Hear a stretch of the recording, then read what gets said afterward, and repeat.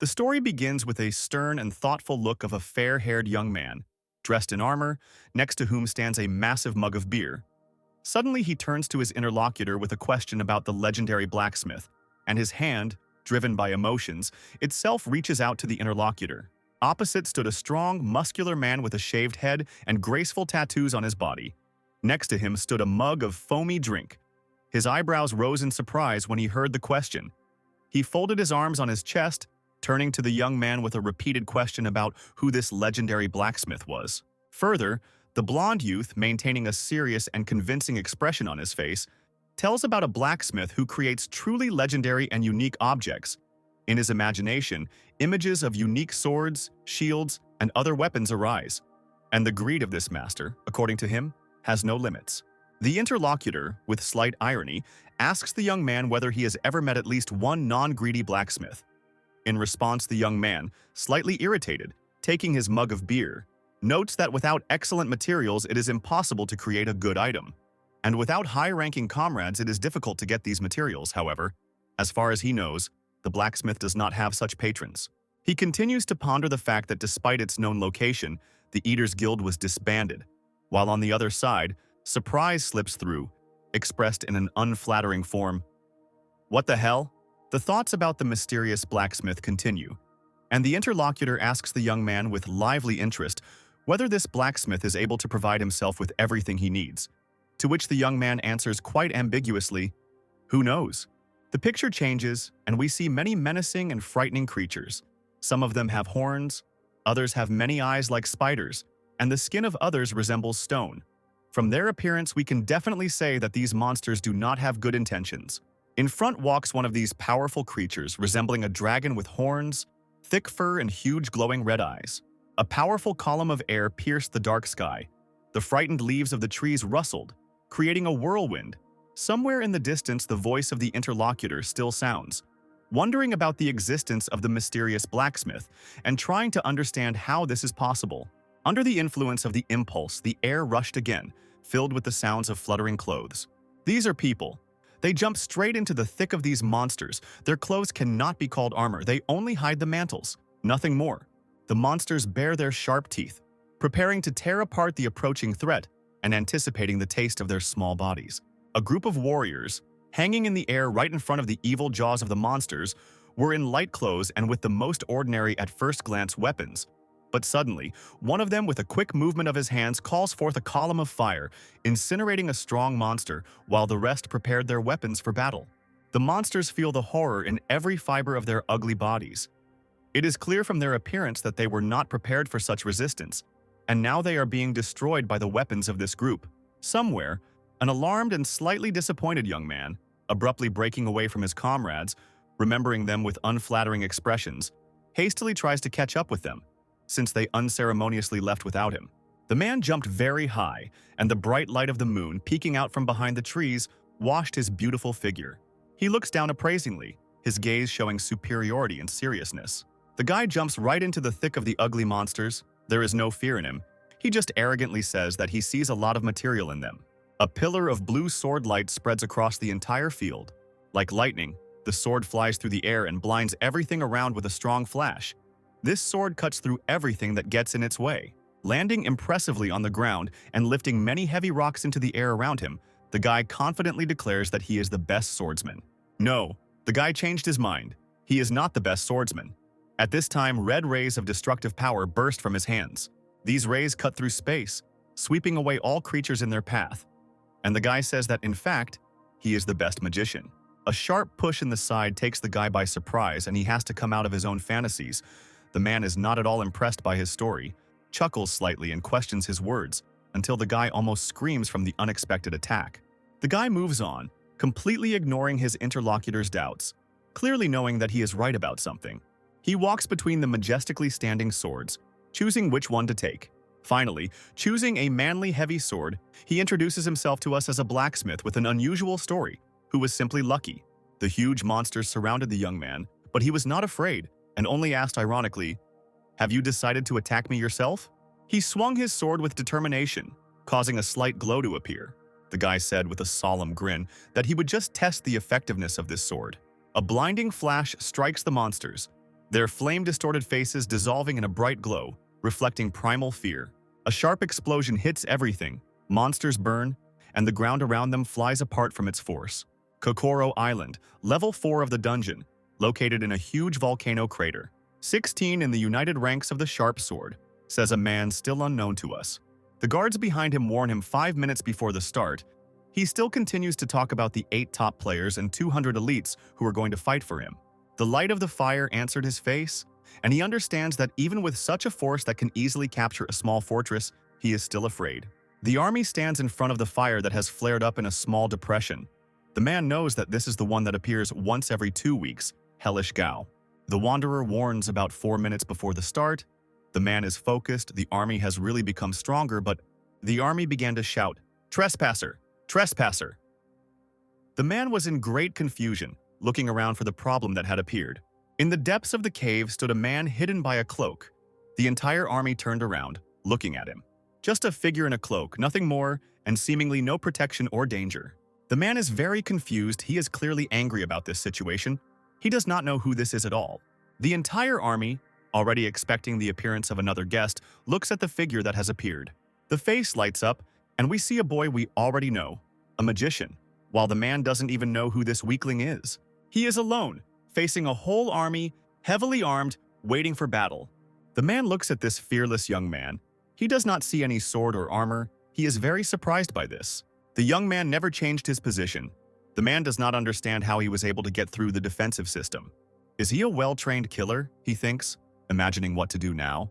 The man convinces himself that this is not a murderer. People like that don't give themselves away so easily. Then a sign grid appears in the air. 2 signs popped up again. Searching for grid user. User not found. The man is surprised to realize that it is not a player. After exchanging glances with the army, who were no less surprised, he came to absolutely no conclusions. The man decided to remember in the dialogue, said that this is the territory of the Silver Knights Guild. He thought to himself that the guards at the entrance had completely relaxed since they let him in. He continued to tell the young man that there would be a battle here, and if he wanted to stay alive, then he should leave. The young man quietly wondered why his invisible self had disappeared. Perhaps it was because Helgao had noticed him. He takes off his long coat in one movement, because he clearly doesn't need it anymore. The entire army stared at the guy in shock, not believing what they saw. The man was also still looking at the guy in shock, while right behind him, the fire raged, rising.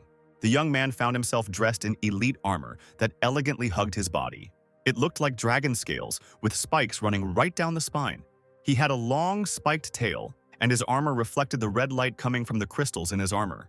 The army was in shock. Everyone was whispering and didn't understand what kind of armor it was. What was wrong with this man? Irritation appeared on the man's face.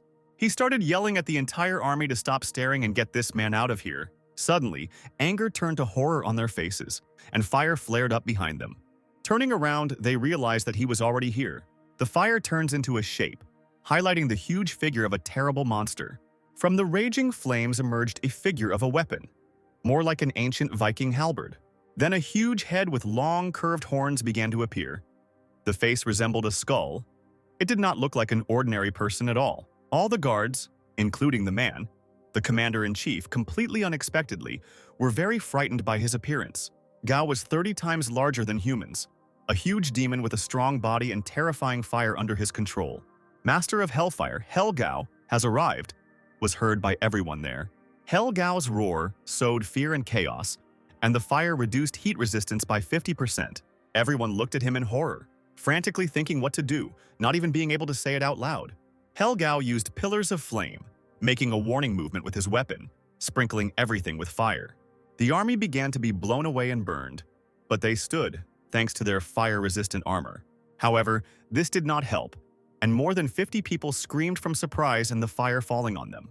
Some were blown off their feet, while others simply froze in horror. Doom was reflected in everyone's eyes. Turning around, the commander-in-chief saw that half of the guild had been killed by flames alone. He began to worry because despite the fact that his heat resistance had increased to 86%, he could still only leave here with serious injuries. Despair showed on his face. He realized that he had all lost to this hellish Gao again. The young magician, with a completely casual expression, heads towards his goal. In full high-class uniform, he stands in front of a huge wall. The commander-in-chief looks at him in complete bewilderment as this flame wiped out half of his army. But this boy didn't care. The elegant armor looked great on this boy's body, showing its highest level. With an ordinary look, the guy raises his hand, creating a small ball of glow. The man was surprised by this action from the guy. An ordinary pickaxe appeared from the glowing ball, and the boy was clearly confident in his actions. The man looked at the magician in despair, completely perplexed. Why would the boy need a pickaxe in such a situation? Is this guy kidding me? The man thinks. He clearly expected a different plot of events. While the magician was diligently breaking the stone wall, the gaze of Helgao fell on him, which clearly did not bode well. The boy felt very hot. He seemed not to notice what was happening and only got angry that it was getting harder and harder each time. The guy continues his work because the necessary ore that he mines appears only when the main boss arrives, but Gao is already going to give this smart guy a good slap with flames. The flames are already flying towards the back of the young man, who still doesn't pay attention. The fire spread throughout the entire cave, even hitting the commander-in-chief, who had been monitoring the situation until now. The flames hit the young man directly, the man noticed, looking in fear at what had happened to the boy. After all, no one could resist the power of the fire that the hellish Gao directed at him. But when the smoke from the flame cleared, the boy stood calmly, completely unharmed, just as casually in his place. The magician turns around abruptly and asks the commander-in-chief to do something about this boss because he was too hot, which causes complete shock in the man.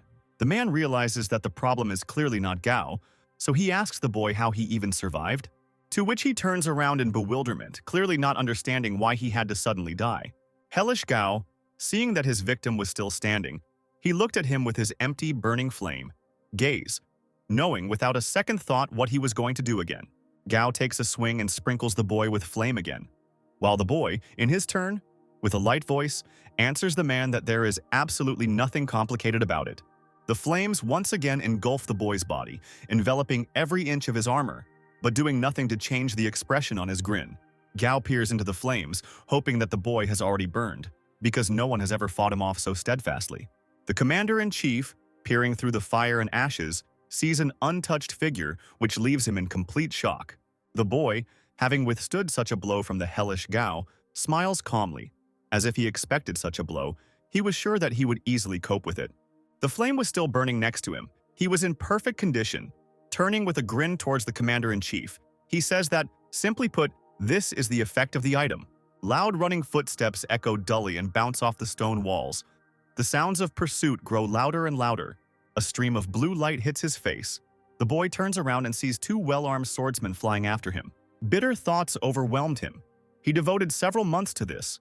He indulged them as best he could. He continues to run, trying to avoid pursuit. He's angry. He doesn't understand what this is. What the hell, they're following him at all. One of the swordsmen swung his sword with a loud whistle and wounded the boy in the back. He screamed from the sharp and unexpected pain. The scream was very loud. Doomed thoughts began to roll in more and more. He will die here. He turns around to see the whole situation. A tall, long-haired old man appeared out of nowhere and said that the guy was a fool. He had abused their trust. He had not been able to control his greed and desire for profit. The guy recognized the old man. He called him Asher. He was a tall, middle-aged man. He was dressed in beautiful clothes, and the old man looked at the guy. Ashura's expression was filled with great disappointment. His voice was rough. Looking at the boy with his cold gaze, he said that he did not have much hope that Grid, as he called him, would cope with the mission. Grid bit his lip. He was no less disappointed with the situation. He was in despair and hatred of what was happening. He replied that he had fought for months in vain. He deserved a reward. The boy sat on his knees, holding his sword tightly in his hand, clearly making it clear that he would not give up without a fight. Asher replied that, of course, he would not leave him without a reward. Asher frowned, his expression even more severe than before. His cold, rough voice said that to the one who so carelessly trampled on his good attitude towards him, a silent pause appeared in the air. One of the swordsmen appeared behind the guy. He swung. His eyes, under the black, sharp mask of a bird, burned with a red fire. Death, Asher finished. A cold, doomed shiver ran through the guy's body. Grid turns around, the last thoughts flashing through his head that everything will end like this. He risked his life for several months for nothing for this. Horror is reflected on his face. His eyes are wide open and his teeth are clenched. Cold sweat breaks out on his forehead. He can't die like this. The last thought flashed through his head. Damn it. Best VR game worldwide, Satisfy. over 2 billion unique players worldwide. When playing it, people sit in chairs with huge helmets built right into the chairs, allowing them to fully immerse their creation in the game. This is an entire gaming universe, filled with satellites, planets, and everything that an ordinary person could wish for. This fantasy world is so wide in its diverse content that it is even called another world. In this world, the number of unexplored lands exceeds the number of explored ones, deserts, seas, other universes. Everything was in this game. The northern cave of the end was one of these unexplored places, the deepest place in the entire cave. A location full of all kinds of equipment and items, located in complete peace. An hour before this, the already familiar to us Grid, a level 73 warrior, was incredibly happy and, like a small child, cried out, "I found her! An S-rank quest item of Count Asher." It was a strange book. On its cover was a picture of a cup with flames and lightning around it, a book of a legendary blacksmith. The boy immediately grabbed the find, complaining along the way that the search for it took too much time. Anyone else would have given up by now. Grid continued his angry monologue, worried about the money he spent on elixirs and equipment alone, because he couldn't stop even halfway through this quest. The image of Asher, whom we knew, popped into the boy's head. He thought that if he didn't receive a worthy reward, he would definitely never get involved with him again. The guy holds out the book and a sign appears in space, with the inscription that the object is unknown. And for identification, the Eye of Palalian is required. The guy is clearly stunned by this plot. He remembers what the Eye of Palalian is, and his memories clearly bring him into a certain horror. It was a very expensive item, 500,000 won. It looked like a ball, with handles like a scroll. And in the ball there was a red eye, the icon was narrow, and the eye looked straight into the soul. The guy sat down in despair, covering his head with his hands. He was worried that the item had become so expensive. How much more money should he spend? He had already taken several credits for this game. His face suddenly takes on the look of someone who has just had the most brilliant idea of his life, and he literally screams that he can always get more. Next month, of course. The glow from the book illuminated his face. A sign appeared on top saying, "Indicator in use," and a wind appeared out of nowhere. The guy was surprised. The book began to heat up with electric discharges. Grid's hair began to rise from the tension. The dust around him began to fly away, and lightning began to strike from the book. The tablet flashed again with the inscription, "Book of Pagma." Tablets appeared one after another. In the book are the secrets of Pagma, the great blacksmith, surpassing human boundaries. When used, you become Pagma's receiver. Grid began to be completely enveloped in lightning. His rating became legendary, and his continental reputation increased by 500. He stared blankly at the book, realizing what had just happened. A sudden flash of insight, and the guy is already screaming with delight, trying to close his mouth. "A legendary item," he shouted. Who would have thought that he would get a legendary and natural item to use? With it, he can get one of the strongest classes available. Well, no, he's here to get an S rank, and it would be very unwise to abandon the quest. Grid sighs in disappointment. But he gets excited again because it's a legendary item. It can be sold, and he can easily get hundreds of millions of won. With student debt and gaming fees, he was forced to do hard labor, his mind conjuring up images of the construction site he worked on, gaming being the only thing he was good at. But since he had dedicated himself to the game, even his friends had turned away from him, and he would immediately remember all their angry and disappointed faces, and his family began to treat him like a void. He remembered the face of his mother, father, and they were all unhappy. But now, having this object, he can finally pay off all his debts. He turns to his homeland, as if they hear him, that now he has finally struck gold. He hugs the book tightly. He raises the book up and shouts, "Sell it quickly! Exit!" But suddenly a sign pops up for him. "You cannot leave the game at the moment." Grid was shocked. The sign again informs that the quest, Count Asher's Secret Request, has been changed to Count Asher's Wrath. 100-strong army led by Asher immediately appeared, engulfed in a purple glow. Asher loudly reproaches the guy that he, a lousy bastard, came here blinded by greed.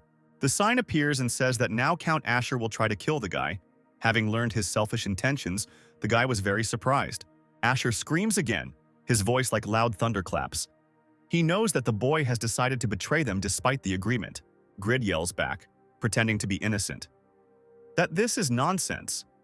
Asher, in his opinion, doesn't even know how difficult it was to get into the cave while saving face. Asher clearly didn't do it. Asher frowned, fixing his blue gaze on the guy, ordering him to take him. and continued the dialogue with him, saying that he could come up with as many excuses as he wanted. We return to what we've already seen, the swordsman behind him. Horror on his face and thoughts about how many months he suffered for this. Teeth are clenched. The brain is frantically coming up with an escape plan, and thoughts are filled with one thing. I can't just die like that. The swordsman lowers his sword with a sweeping motion, but it only hits the ground. The guy dodges. His gaze shows anger and determination. He promises himself that no matter what, he will replay this quest. He is a level 73 player. After all, he definitely has skills. The swordsman flies at the guy again, but he calmly reflects it with a shield of blue energy that appeared out of nowhere. The guy was surprised that he had a guardian shield. But this did not stop the swordsman. He reflected the shield with energy and went to finish his job. Grid was clearly shocked that the shield had no effect. He had clearly expected a different outcome. With one blow, the swordsman sends the boy flying a few meters away from him. Even though the boy tried to block the blow, he still lost half his HP. Grid, aware of Asher's level 300, but unaware of his retinue's equally high level, realized that he had started the battle in vain at this quest, feeling hundreds of blades aimed at him. The guy realized that he was doomed. He knew that this would happen, and he understood that his luck was definitely not enough. He noticed a book in his bag. He started to worry. What if he died now? What would happen to the book? Would it just disappear? He can't replay this quest. And he can't win. He won't even get gold for this item if it just disappears from the inventory. There's only one thing left he can do. He drops his weapon and reaches straight for the book. Just one thing. Asher perked up, having shrewdly grasped the young man's intention. He shouts to his guards to stop the guy because he is trying to open the book. Grid resolutely does what he started. Again, feeling the shock from the book, he screams that it is too late. Asher clearly should have been more attentive. A flash of light struck the boy's body, and the sign with the inscription, "The change is about to begin," appeared again. The young man's naked body rose slightly upwards. All skills and stats were reset. Let's see, maybe I'll be able to replay this quest after receiving the legendary class, he thought. Many skills and characteristics began to open up one after another. Now the guy is not just a warrior, he has become the successor of Pagma. The young man wondered if he was part of the working class now, even here. However, he still felt strong enough. Perhaps these changes were due to class effects. Asher was overcome with despair as he watched the boy gain strength while Grid enjoyed his suffering. The young man was already making plans for the future, thinking about how he would defeat the swordsman, enjoy the power, and complete the quest. A message appears in the air saying, "Change is complete," causing Grid to grin and say, "Done," confidently. Now a legend. The young man began to threaten with incredible confidence, not noticing that he was wearing shorts and that his level was only 1. Taking up the sword, he felt ready for battle, although perhaps only he himself thought so. And, as it was easy to guess, death awaits him. The sophisticated country house is located on a separate plot, surrounded by neatly planted fir trees. The windows glow with bright light. A beautiful female voice on the other end of the line dictates that according to the task force's report, the class change occurred 5 minutes ago. A mature man announces his imminent arrival, and a telephone voice replies that he will begin preparing a briefing immediately. The man looks like a typical office worker, mentally thinking about the words that the woman just said. The man grins, interested in the words and realizing that this is going to be a lot of fun. Grid lies there, drained of strength, hoarse from exhaustion, his voice asking Asher if he would really kill for researching the subject. Why the hell did he even chase after him? The guy lies surrounded by a blue glow. His level has dropped to -1. Asher watches what is happening, and the guy continues to mutter that the item is rightfully his. His body blurs into space, the blue light absorbs him. Grid gives his final instructions for everyone to eat well and live in peace. So, we see a typical multi-story city building, in which, apparently, our main character lives. In a small, cluttered room, there is that same gaming chair, its roof rises, and the boy who was dying earlier was sitting right there. He looked exhausted, sighing as he went along. The dark circles under his eyes indicated that this was clearly not his first day playing like this, and he said sarcastically in short words that it was undoubtedly very exciting. He was again immersed in thoughts about the money he could earn, completely oblivious to the heavy figure of his mother, looking at him as if he were prey. In a hissing voice, she asked if he had seen what time it was, adding through her teeth, "Son." An office building with 1,000 windows resembling a skyscraper stands in the middle of the town. This is the operational headquarters of Satisfy SA Group. An expensive car pulls up to the headquarters and is met by a petite, cute girl. She greets her boss. This girl is the head of the Satisfy Task Force, Choi Nahi. When the car door opened, the same man came out. He asked Choi Nahi about what he had heard from her on the phone earlier. He could not even imagine that something like this could happen, and he was overcome with curiosity. This man is the lead developer of the Satisfy group, Im Cholho. He, immediately getting down to business, decided to clarify whether they had prepared a field report. The girl started to tell us about an ordinary unemployed guy we knew, his ID, grid, and he was level 73, now -1. His real name is Shin Yeonwoo. With the help of Asura's secret request, he received the Book of Pagma. Im Cholho sat at the table. In front of him was a holographic screen. Behind him stood a girl who continued to tell the story of a young man who lived for more than a year in one city and spent 3 months exploring endless lands with level 200 monsters, dying many times. Although the main developer once told them to investigate the legendary class, all the research teams came to the conclusion that it was a coincidence based on the recklessness of the teenagers' play. As Choi Nahi kindly reported, the man was less hostile to this. In his opinion, such actions cannot be called a coincidence. It is the persistence that the young man showed. A photo of that same grid appeared on the screen. The girl, looking at him, wonders if this could have happened by accident. As the leader of the team, she is very disappointed. The man pulled the girl up. He reproached her for choosing the wrong words. In his opinion, this could not have happened by accident. Nahi looked at the developer in surprise. The developer began his explanation that, according to the calculations of the supercomputer Morpheus, the northern cave of the end and Pagma's receiver should be opened only in 2 years. But this guy not only found the northern end cave, he did the accompanying quest and found the item. He approached the woman. Does she really think it was an accident? The man pointed his finger at the photo of the young man. He was confused by another thing. The guy had a negative level. The developer continued the story that initially this quest was supposed to open only at level 350 or higher, but Grid bypassed it and used the item very quickly, and since he underwent immediate class changes, the standard legend penalty was applied. Instantly reset the level to the first. Since he failed 2 parallel quests at once, he lost 2 levels. Usually players below 10th do not lose levels like that, but Grid's level was set at -1. Naha's gaze widened in surprise. She began to understand what the developer was getting at. This meant, "Now do you understand?" the man says, explaining that the average player gets 10 points to a stat per level, and when Grid is at -level 1, he will need 2 more levels to reach his first starting level, meaning he will receive 20 additional points to his stat, which is 20 points more than any other player. The man gestures to the greatness of his idea. He denies that it is an accident, that it is a special situation, that it is a skill. The cute red-haired girl continues to look surprised, but her eyes show intense mental activity. She understands that the game is out of balance and they absolutely have to fix it, which she reports. But the developer interrupts her, saying that there is no point in going that far. The man stood up and pointed out to the woman what she had said. There is no point in worrying about such ineffective players. Besides, Pagma's successor is a weak class in combat.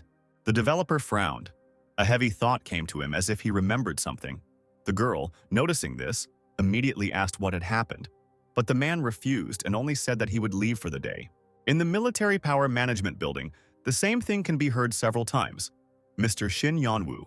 A heavy hand falls on the boy's shoulder. As if waking him from sleep, this man is addressing him specifically. It was the old man who pointed out that this was not the first time the boy had been called. He should collect the money for the morning's work, while the irritated man in uniform at the table, as if hinting, suggested that everyone hurry up and go home. Yeonwoo jumps up, apologizing profusely and does what he was asked to do. The old man and the grandpa step aside, discussing the guy's terrible appearance and the fact that he stinks. They are clearly embarrassed by the fact that he is a gambling addict. He hears their voices through which mockery and vain judgments penetrate. They say that fate should lead a man to success but not him, and even regret that such a young soul was destined to become a failure. He sits thoughtfully, surrounded by stone buildings, his head hanging down in exhaustion. He looks at the crumpled green bills. It's enough for another round of the game, but it doesn't bring the same excitement as before. Realizing that the only thing he can think about is the game, a wave of disgust and guilt overwhelms him. But only because he couldn't get that treasured book for several hundred million won, because it could have changed his life. He spent an incredible amount of time in this city, but for what? To end up at -level 1? Cars rush past the guy one after another, but in this rush there is one treasured one, which we met earlier. An elite class machine from the developer Satisfy. Im Cholho was riding in serious thought. His attentiveness had clearly left him. His whole head was filled with only that special player. Despite the driver's distraction, the car fits into every turn quite successfully and stays level on the road. Smiling smugly, Cholho talks about the player's advantage, which is that no one considers him special, but the guy will have to prove the opposite himself. Meanwhile, Yanwu was completely desperate, covering his head with his hands from endless bad thoughts. He can't be that bad. He needs to try himself in at least something else. Unable to bear these thoughts, the boy cried out, "Is there really nothing I'm good at?" He clenched his fists hard, hitting his knees hard, his voice filled with deep despair. The anger subsided. He unclenched his fists, where the already killed banknotes became even more rebellious than they were. With a heaviness in his soul, he exhaled. As if grasping at his only hope, the boy grinned, clearly ordering himself to play again. At that time, the developer noted to himself that the guy clearly had no sense of proportion, and that was his main advantage. We return again to Yanwu's tall multi-story building. As usual for himself, the young man sits in his gaming chair, trying to justify his thoughtlessness with interest, because he has never played for the legendary class, and this is definitely his last game. As long as the capsule, as they call their gaming chair, remains in order, everything should go well, as if he had broken a friend's, as a sign of hope for her. Determination is the word that can describe him now. He is obliged to win back his money at any cost.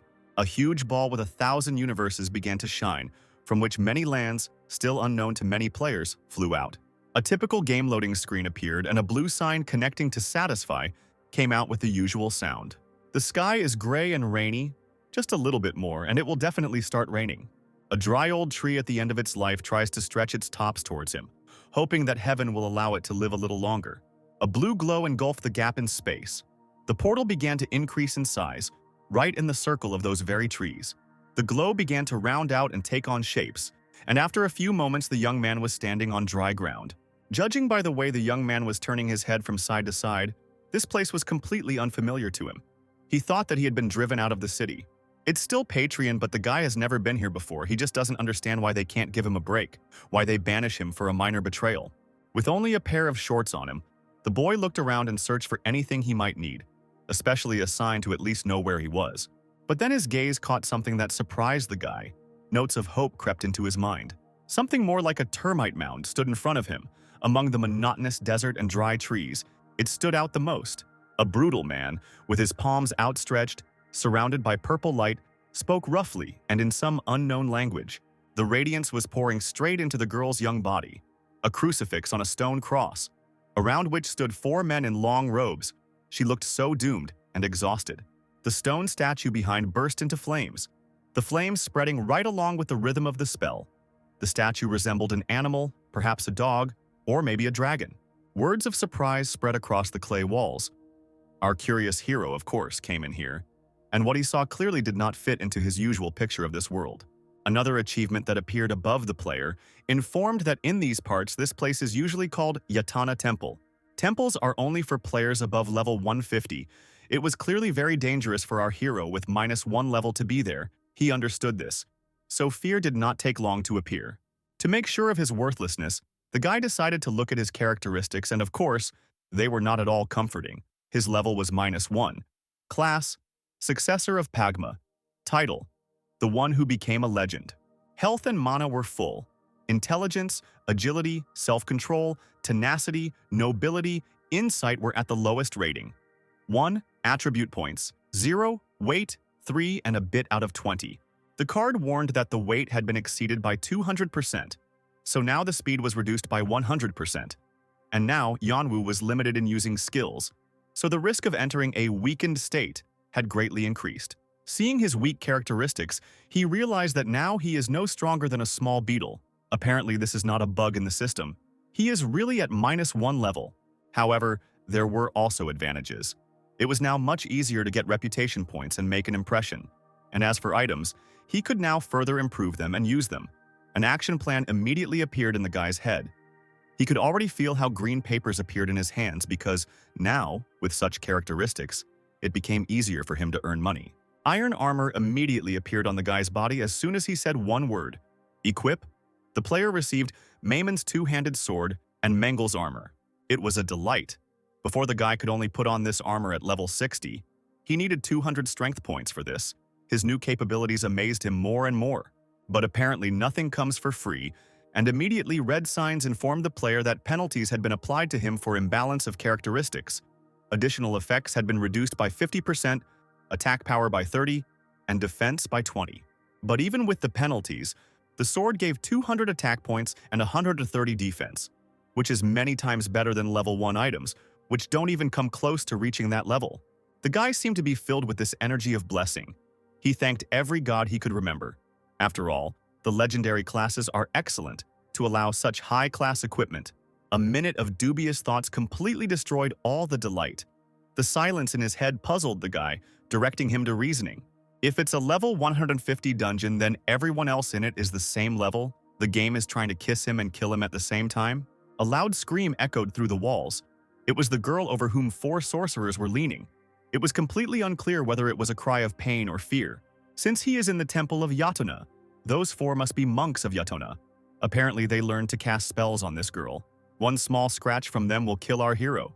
Staying here for him is the same as dying. Just when the guy thought that he would simply hide from them, a heavy figure in a cloak appeared behind him. An atmosphere of impending horror emanating directly from him. A hand fell on his armor. A stretch and a familiar "you" flew from the monk's lips. The guy was completely taken aback. He still didn't know whether to hit him or run away. Apparently, the first option was more familiar to him. The sword cut through the air with a quick movement, causing the man to scream and step back. In a hurt tone, he urged the boy to calm down and asked if he really tried to kill him. Yanwu was surprised by the lack of a hostile reaction and lowered his sword. The man took off his hood. The light illuminated his face. It was very masculine. The sideburns merged with the beard. The hair was of medium length. It was a secret guard under the command of Count Steam. Doran. He noticed how the guy was hiding and realized that he was not one of the monks. The termite mountain was covered with dense catarrhs all over its surface. It stood out very much among the dry and some flowering trees. Yanwu realized that the young girl, the crucifix on the altar, was Count Steim's daughter, Irene. Doran confirmed the guy's reasoning, adding that she was kidnapped during a trip. Doran noted that despite the current situation, it was nice to have someone on your side. The guy looked at him completely uncomprehendingly and noticed another sign. She reported that now the guy signed up for the S-Class quest, saving the Count's daughter. Within an hour, he must save her and receive 3,000 gold. Doran was an ordinary NPC. Doran spoke to the guy respectfully, saying that fear blinds ordinary people. But Yanwu seemed brave to him, while Yanwu himself thought that this place had never been explored by players before. Wondering how such a weakling, how could he end up here, and how could he endure all this? He turned to the game, thinking that maybe it was because of an innate ability. But it was a self-control class ability. Points cannot be allocated to this ability. The probability of falling into an abnormal state was radically reduced. The recovery speed increased. All the gods must be on Count Stein's side, Doran rejoiced. The player, as our hero, will help him. He sincerely thanks Yona for helping in such difficult times. Yanwu was surprised by this and said in a straightforward tone that he was not going to help Doran in his mission. An awkward pause hung over them as they looked straight into each other's eyes, both caught. Doran tried again to awaken the warrior spirit in the boy by telling him to carry out this mission with him. But the boy was adamant and cut him off with a dry phrase, "I'm not going to," which made the whole situation even more awkward. Doran was very stunned by such an answer. Holding out his hand, he stutteredly asked the guy if he would really leave him alone to fight these black magicians. But the guy only said that it was not his problem. Although it was very painful for the guy to lose 3,000 gold, which in yen is about 3,600,000, he ended up here because of another S level. It would be stupid to do that. Doran was convinced that the guy was the one who could resist the dark energy. He himself would not be able to cope with it. He just begs the guy to help. Yonu is not a ceremony with Doran at all. No excuses, just the dry truth, because in fact he is fine because of luck. Now he is at minus level 1, and if he fails this quest, then he will be at minus level 3. They did not stop arguing. Doran begged for help, but the guy clearly refused him, going deeper into the hall, trying to find a way out. Suddenly, a huge boulder, touched by one of the men, flew down with a loud bang. Both of them, caught up in the same thought, looked down at the stone. An expression of incomprehension reflected on their faces. The stone hit something soft, and to our guy's unfortunate surprise, it was one of the monks who had already noticed the attackers. Now the quest saving the Count's daughter was definitely activated. The guy was definitely not delighted with this news. He was clearly pissed off by this whole situation. Doran had been waiting for this moment, for which he had been preparing his signature phrase, "Now we're in the same boat." According to him, Yanwu was now also an enemy of the temple, but the guy still stubbornly resisted going on this quest. Then, the man explained that now they would not be allowed to leave. The monks of the Yaten temple are fanatics who engage in sacrifice. They have a broken group, and they killed one of them. Taking out his knives, he gives his heroic speech, that this is fate and there is no point in complaining, so this fact should be accepted with dignity. He will dissolve the path for Grid and leave him, to save the girl. One of the monks shouted that these two men were blasphemers. They were harming the children of Yatan. At that very moment, a whole crowd of monks, armed from top to bottom, headed towards them. While Doran was taking the hero's position, the guy's head was filled with thoughts like, "Run, run, run!" There were too many of them. Yan simply couldn't stand up to such an army. At least that's what he thought. The monks shouted loudly, baring their teeth. Their eyes were hidden by red glasses, but if they weren't there, hatred would have been visible in them. What can I say? The guy was just scared. He clearly didn't feel anything else at the moment, but, as they say, the brain thinks better in stressful situations. Once again, he cries that he will die quickly, sitting down and covering his head with his hands. But at this time, the monk flies out from above, clearly not of his own free will. The guy looks at the trajectory of his fall and looks at the collapsed body in surprise, noticing a knife sticking out of it. Two more monks rush at Doran, raising their swords over him. In their opinion, he is the Antichrist, deserving of inevitable death. But the mercenary is not an ordinary one. It's not for nothing that he called himself that. He calmly dodges every attack of the monks, which they did not expect at all. Doran finds the monk's weak spot with his sharp gaze and runs right under him. By spreading his knives between his fingers, he catches the target. He must not make a mistake. That is his job. Two knives fly out of the palms right at the monk's head. From the strong blow, they fly several meters away from Doran, who is already looking for the next target. 5 knives. 5 hit targets, and again, one after another, the monks fall to the ground like heavy sacks, lifeless bodies blocking the empty road. The guy just watched. He was surprised by the mercenary's strength. He was very good at moving in such a narrow space. There was a chance that he would be lucky and the boy would survive with him.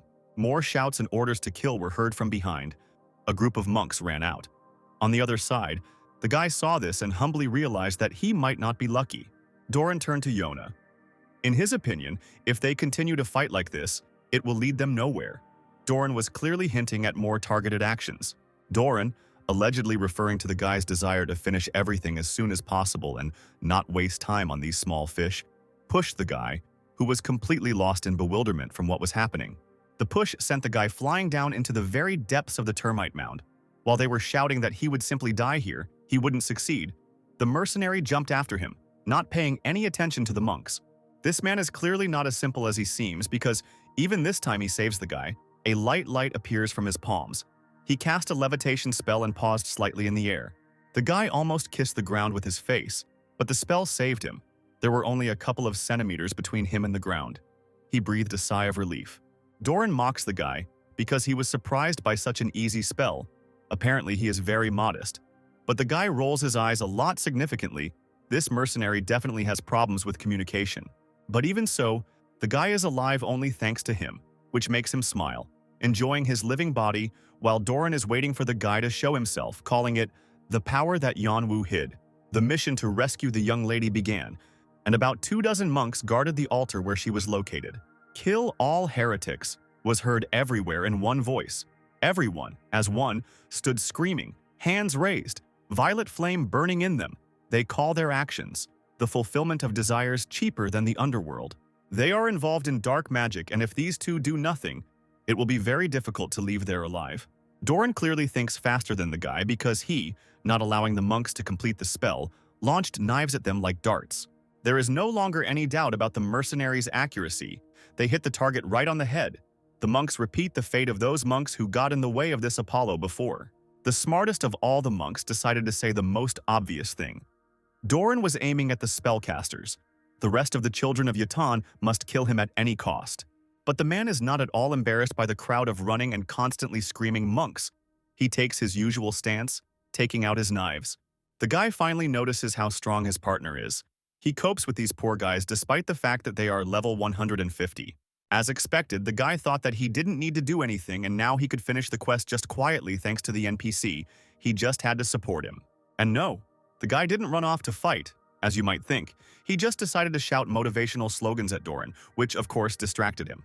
The figures surrounded the man, saying some kind of spell, the essence of which is that the man will become a doll with an empty soul. Flashes, screams, a strong wind, all this accompanied him. And Doran missed him. He didn't notice how the monks began to surround and read the spell. It caught him completely by surprise. The spell consumed him. His pupils rolled up. His body became weak. The one who was brave and strong a couple of minutes ago was already screaming from pain and devastation. The guy immediately took his words back. If you think about it, he had dreamed of becoming Yaton's servant all his life, like no one else. Overjoyed by such a victory, the monks cried out in delight, "This is what will happen to those who stand in their way. And, as is the classic, they will not leave our hero without attention." "I am Steinman's shadow, Doran," the man's angry voice echoes, purple lights interspersed with bright yellow ones. "He is a sword of darkness, and he will carry out his service to the end." His eyes lit up. Life was returning to the man. With one swing of his fist, he broke through the wall of black magic. This man is definitely cool. That's what the guy thought. He realized that this ordinary NPC is a hero, a strong and important character inside the game. The monks did not calm down. They completely lacked the instinct of self-preservation. They read another spell, trying to somehow influence Doran. He raised his knives like lightning. Rage was reflected on his face. Before us again is a mercenary full of strength who is ready to give his life for the Stein family. And those who try to attack this family in any way will never be given a second chance. 50 knives charged with electricity are sent straight to the monks. The monks are in a completely hopeless situation. Their chances of survival are decreasing exponentially as the knives get closer and closer. There's a loud crack, knives are falling, an energy shield has appeared right in front of the monks. But from their faces, you can tell for sure that they have nothing to do with it. The guy and the mercenary were also no less surprised. How did these small monks, who were not even able to defend themselves, manage to make a shield of such power? They are just lucky. Having solved one problem, another one immediately falls on them. Silence hangs over them, and their eyes try to find the approaching threat. The bold sound of heels bounced off the walls. A confident female voice was heard. They couldn't go any further. Her S-level quest was to protect this ritual. She was beautiful, a wonderful figure. A purple tight dress emphasized her wonderfully. Her long hair fell on her shoulders. Seeing Doran, she was amazed. She definitely liked that he was her opponent. The blue gaze was directed straight at the mercenary. The girl gently asked if he would allow her to fight him. Smiling softly, he introduced himself. Her name was Yura. This girl looked very strong, which cannot be said about our hero. Just a pathetic player with -1 level. Jan should definitely do this quest to become someone in this game. It will simply save his situation, adding a monthly living wage, the title of Viscount, cleanup, the circle of aristocracy. He will get a high status in a shortcut. This girl is simply a worldwide sensation. She appears very often on TV screens, and it is justified. Yura is a bloody witch, first place in the rating of black magic, and 5th place in the global one. Her bright blue gaze turned into the red rays of her weapon. She is very interested in fighting Doran himself, not killing Steinman's servant. But it is completely unclear what she is doing here, because being the master among all black magicians, Yura has single-handedly surpassed the standard characteristics of her class, thanks to her unrivaled ability to control magic. This girl is very strong. From her blow, both Doran and Yeonu flew to the side. The girl noticed the boy too. She turned to the boy to find out if he was the one who took this quest. This place became the perfect place for her to test her new skill in secret from everyone else, and all thanks to our hero. The guy's outfit left much to be desired, and the girl couldn't help but latch onto it so as not to humiliate the guy. This made the guy go into his thoughts. The level is really wrong and the leaders of the rating are on another level, but they are still here. Smiling self-confidently, the guy, as if seizing the last opportunity, pointed out to the girl that, in fact, he had a hero with him. It would not be easy to get around him.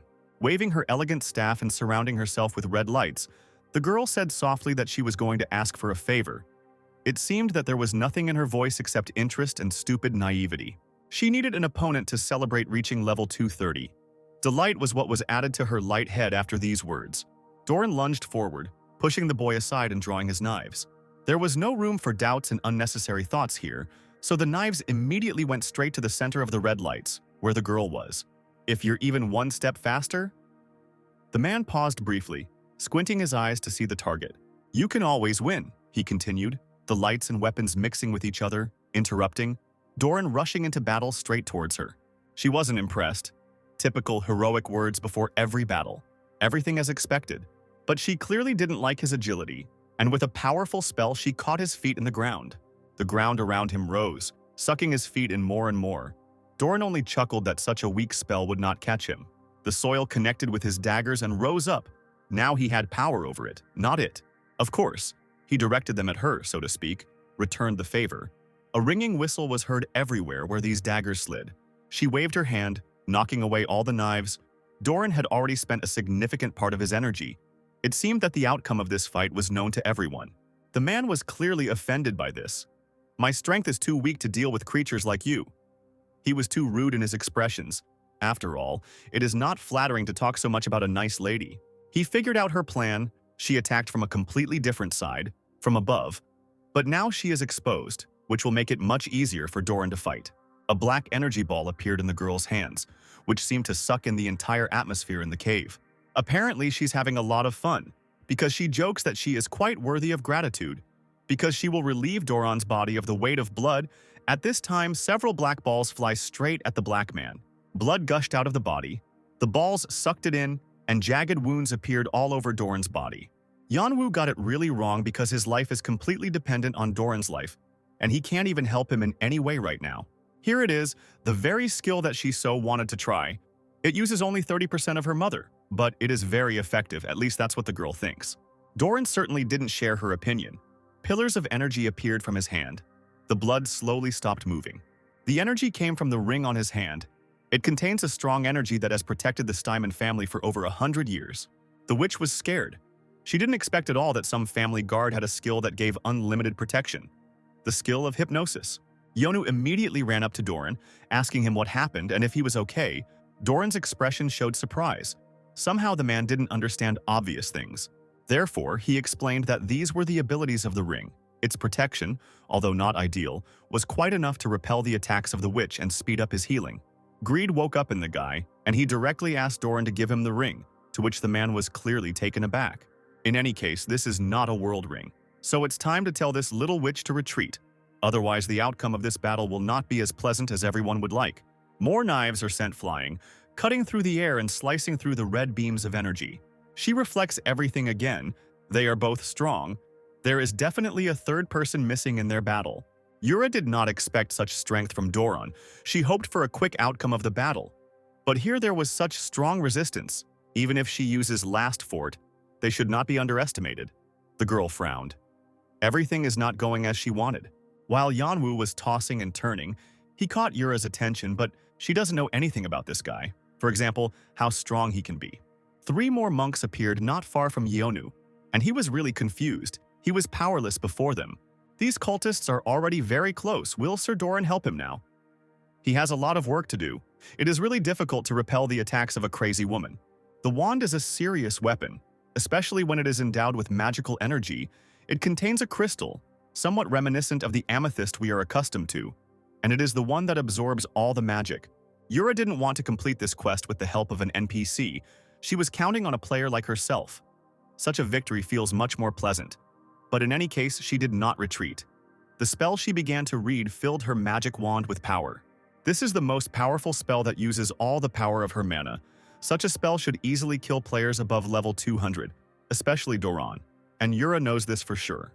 Darkstorm is the name of this deadly spell. Dispersing into 1,000 fiery rays, pillars of black magic were directed towards the target in the blink of a second. It was huge in scale. There was nowhere to run, nothing to hide behind. A wave of dark magic would kill everyone who stood in its way, be it allies or enemies. "It's all over," flashed through Doran's head. He understood everything. Only a miracle or the enemy's pity could save them now. And this split second, in which the hurricane shortens the distance between them, lasts for them like hours, forcing them to think about all their mistakes. Unexpectedly for Doran, a boy appeared right in front of him. Apparently, he himself did not expect this from himself. The only thing that drove him was complete recklessness, which is quite typical of him. A huge explosion. The wave reached its target. Now there is no turning back. The entire room was illuminated by fiery heat and light. marks from the explosion scattered everywhere. It would seem that only they can cause great damage. What then happened to those who were in the very center? The fire died down, the smoke gradually settled. It was probably a bit too much for use inside the temple, Yura reasoned. But she had already done it, so there was nothing to regret. With a heavy step, she headed straight to the center, where the enemies should once have been. The smoke settled, and glimpses of completely clean and untouched armor began to appear. But was that even possible? Even the strongest hero would not be able to survive after this spell. Well, and apparently our hero and Doran considered themselves a great exception. Because neither of them had a single scratch, they were both surprised. They did not imagine that they could survive. Yura was furious. How could she not know that such a strong player existed? Who was this guy? How did he manage to survive? Her thoughts were filled with a ton of questions. She didn't understand anything at all. Who the hell dared to ruin her moment of glory? Although the guy survived, he only had 1 HP left. Even being able to withstand such a spell does not mean that he will be able to survive this battle, because the enemy is still strong, unlike him. The guy was tormented by questions no less than Yura. He was trying to understand how he was able to withstand a direct hit, and a fleeting thought made the guy realize everything. He recently acquired a new ability. A legend doesn't die that easy, which means that at low health levels he becomes immune to any kind of attack for 5 seconds. A blissful smile spread across his face. The very thought that he was still alive caressed his soul. Nothing worried him except that. Yura was still standing there in confusion. She thought that this was another small player. She would easily defeat him and celebrate her 230th level. This guy was also smiling. From her side, Yanwu looked like a typical self-confident warrior who could easily kill anyone, especially after he showed himself. His smile made her very nervous. How did this happen? Why was someone so strong fighting against her now? Anger turned into panic. Fear and rage merged into one. A storm of emotions sowed chaos in her head. Apparently, Doran was quicker on the uptake than both of them. He didn't care who this guy was, how he survived. He knew one thing, that now his goal was to finish what he started, to kill this girl. Using Yanwu's back as a launch pad, he pushed off from her, flying very high above Yura, drawing his weapon along the way. He mocked Yura, saying that the winner is always one step ahead, despite the mockery, anger, and hatred towards her were visible on his face. Doran's barb stung her, trying to pay in the same coin in their verbal battle. All she could come up with was, "Is that all you can do?" She may be physically stronger, but she really could use some sharper phrases. Anger clouded her vision. It infuriated her how this pathetic old man could look down on her. Fighting off his attacks, she activated her crystal shield. Doran was not prepared. For some reason, he did not think at all that she might have another spell in her reserve, although this is very typical of her.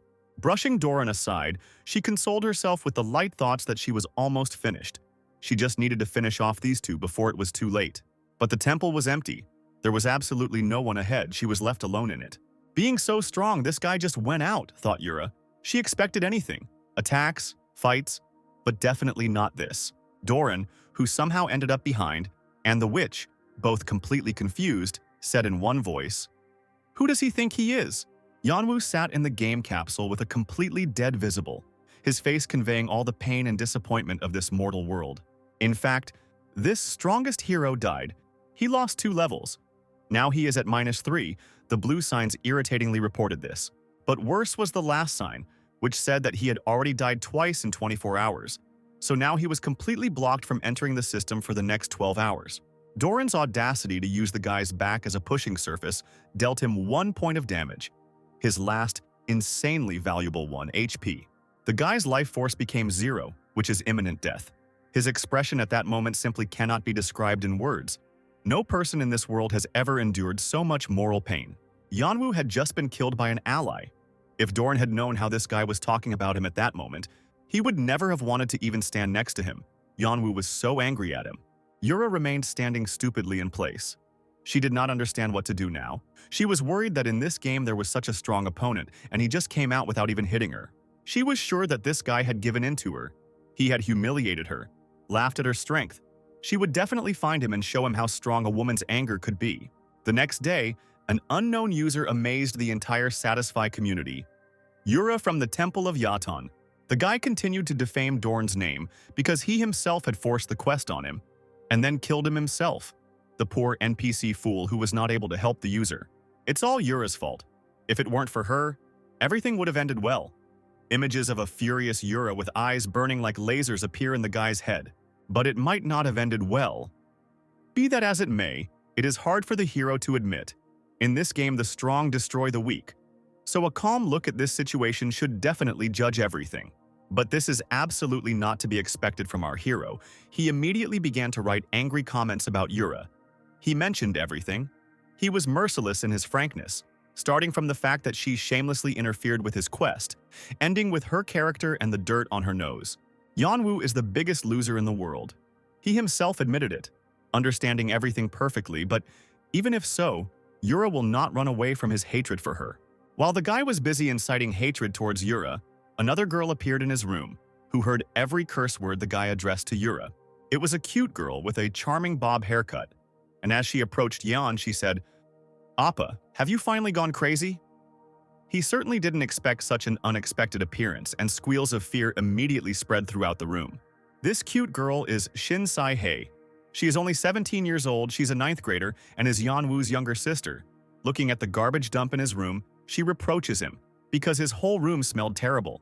Shin immediately began to clean all this up, but the guy actively forbade her to do this. She got up very early and was already picking on him.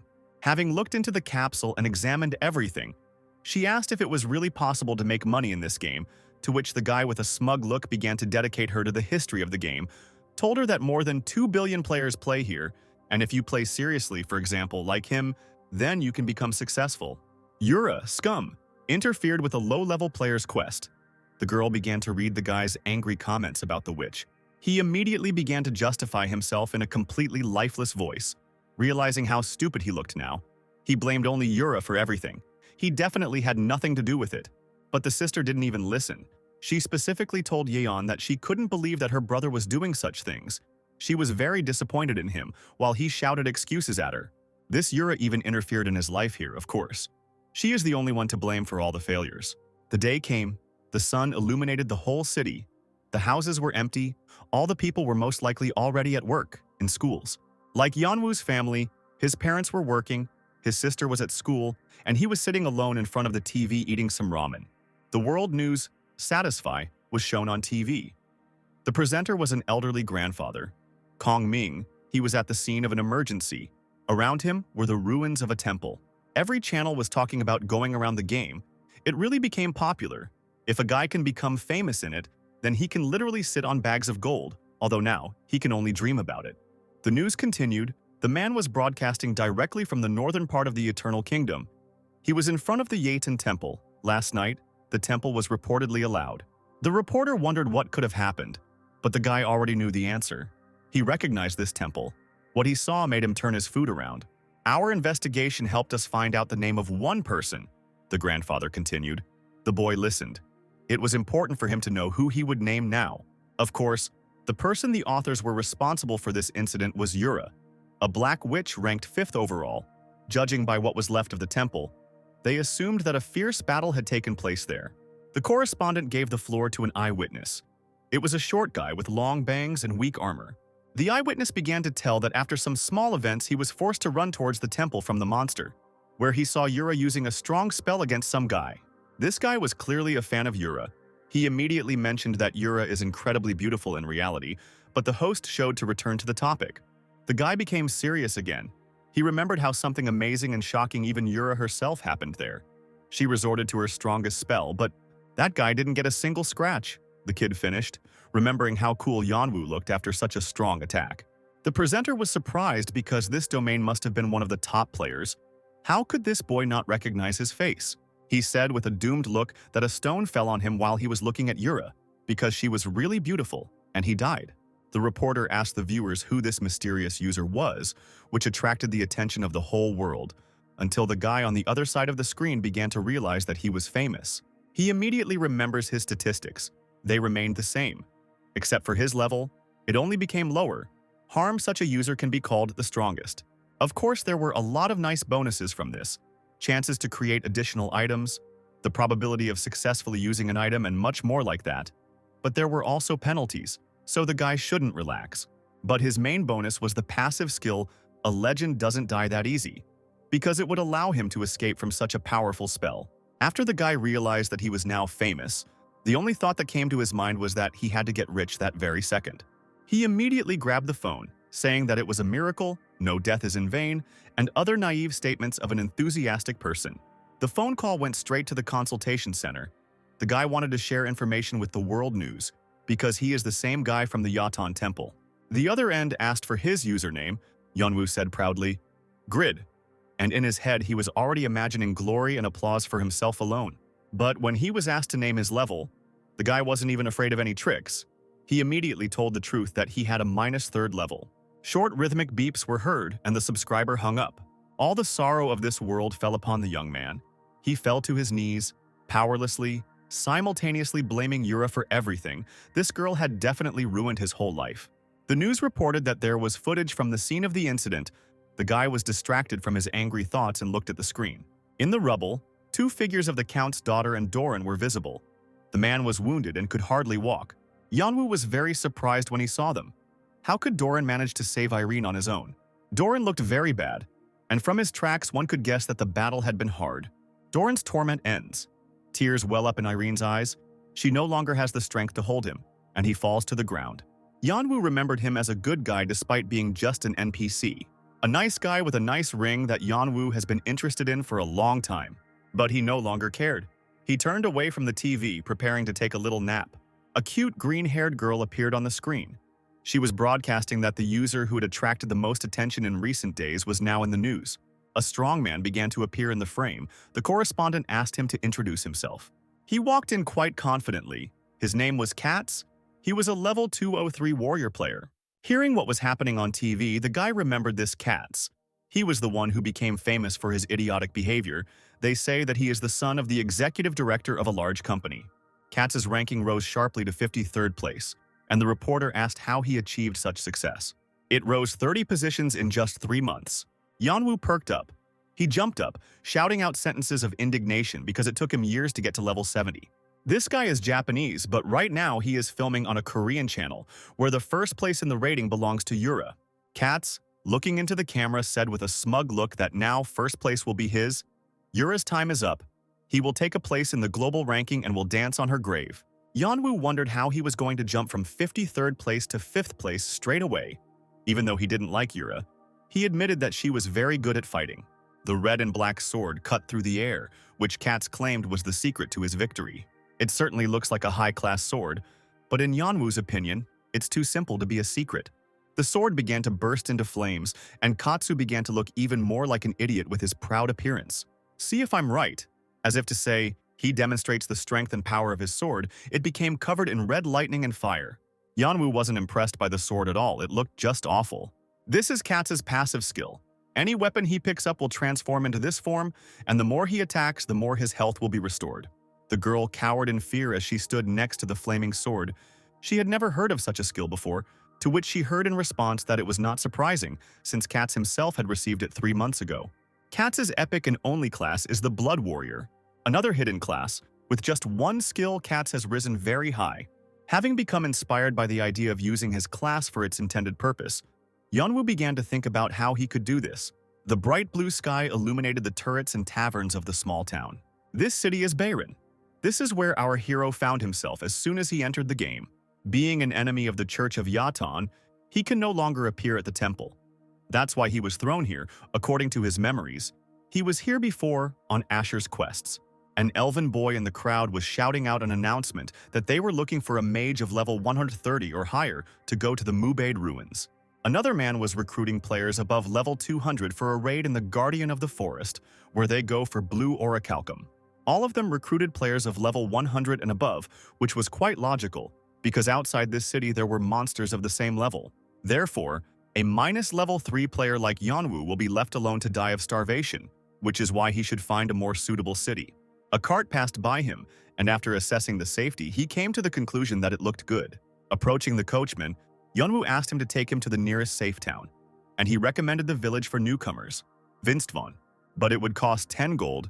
Yeonwoo was very doubtful about even having that amount, and rightly so. He saw that he only had 3 gold coins in his account, which was not enough even for a simple piece of bread. The coachman already understood what was going on, and in a dry tone ordered them to get away from him. Yeonwoo hasn't said anything yet. But the coachman already knows all the tricks and excuses. Yanwoo would like to say that he wants to lower the price because his mother is sick, but the coachman definitely doesn't believe this story anymore. He slides down the stone wall, accusing all people of being greedy for money and that he is doomed to die alone.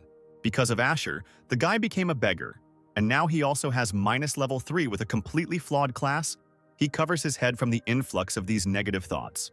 But he stops at the class. He is Pogma's receiver. This means that he can create items. The expression of despair changed to a smile. If he creates them, he will be able to level up and get money at the same time. Finally, something good. He decided to refine his stats, hoping to find something interesting like Master of Blacksmithing, which increases all item stats by 10%. When he creates items, his attribute points and reputation also increase. He has already mastered the skill of Master and the first level of Legend. This is very good. And the best skill is Creation, which allows him to create items himself.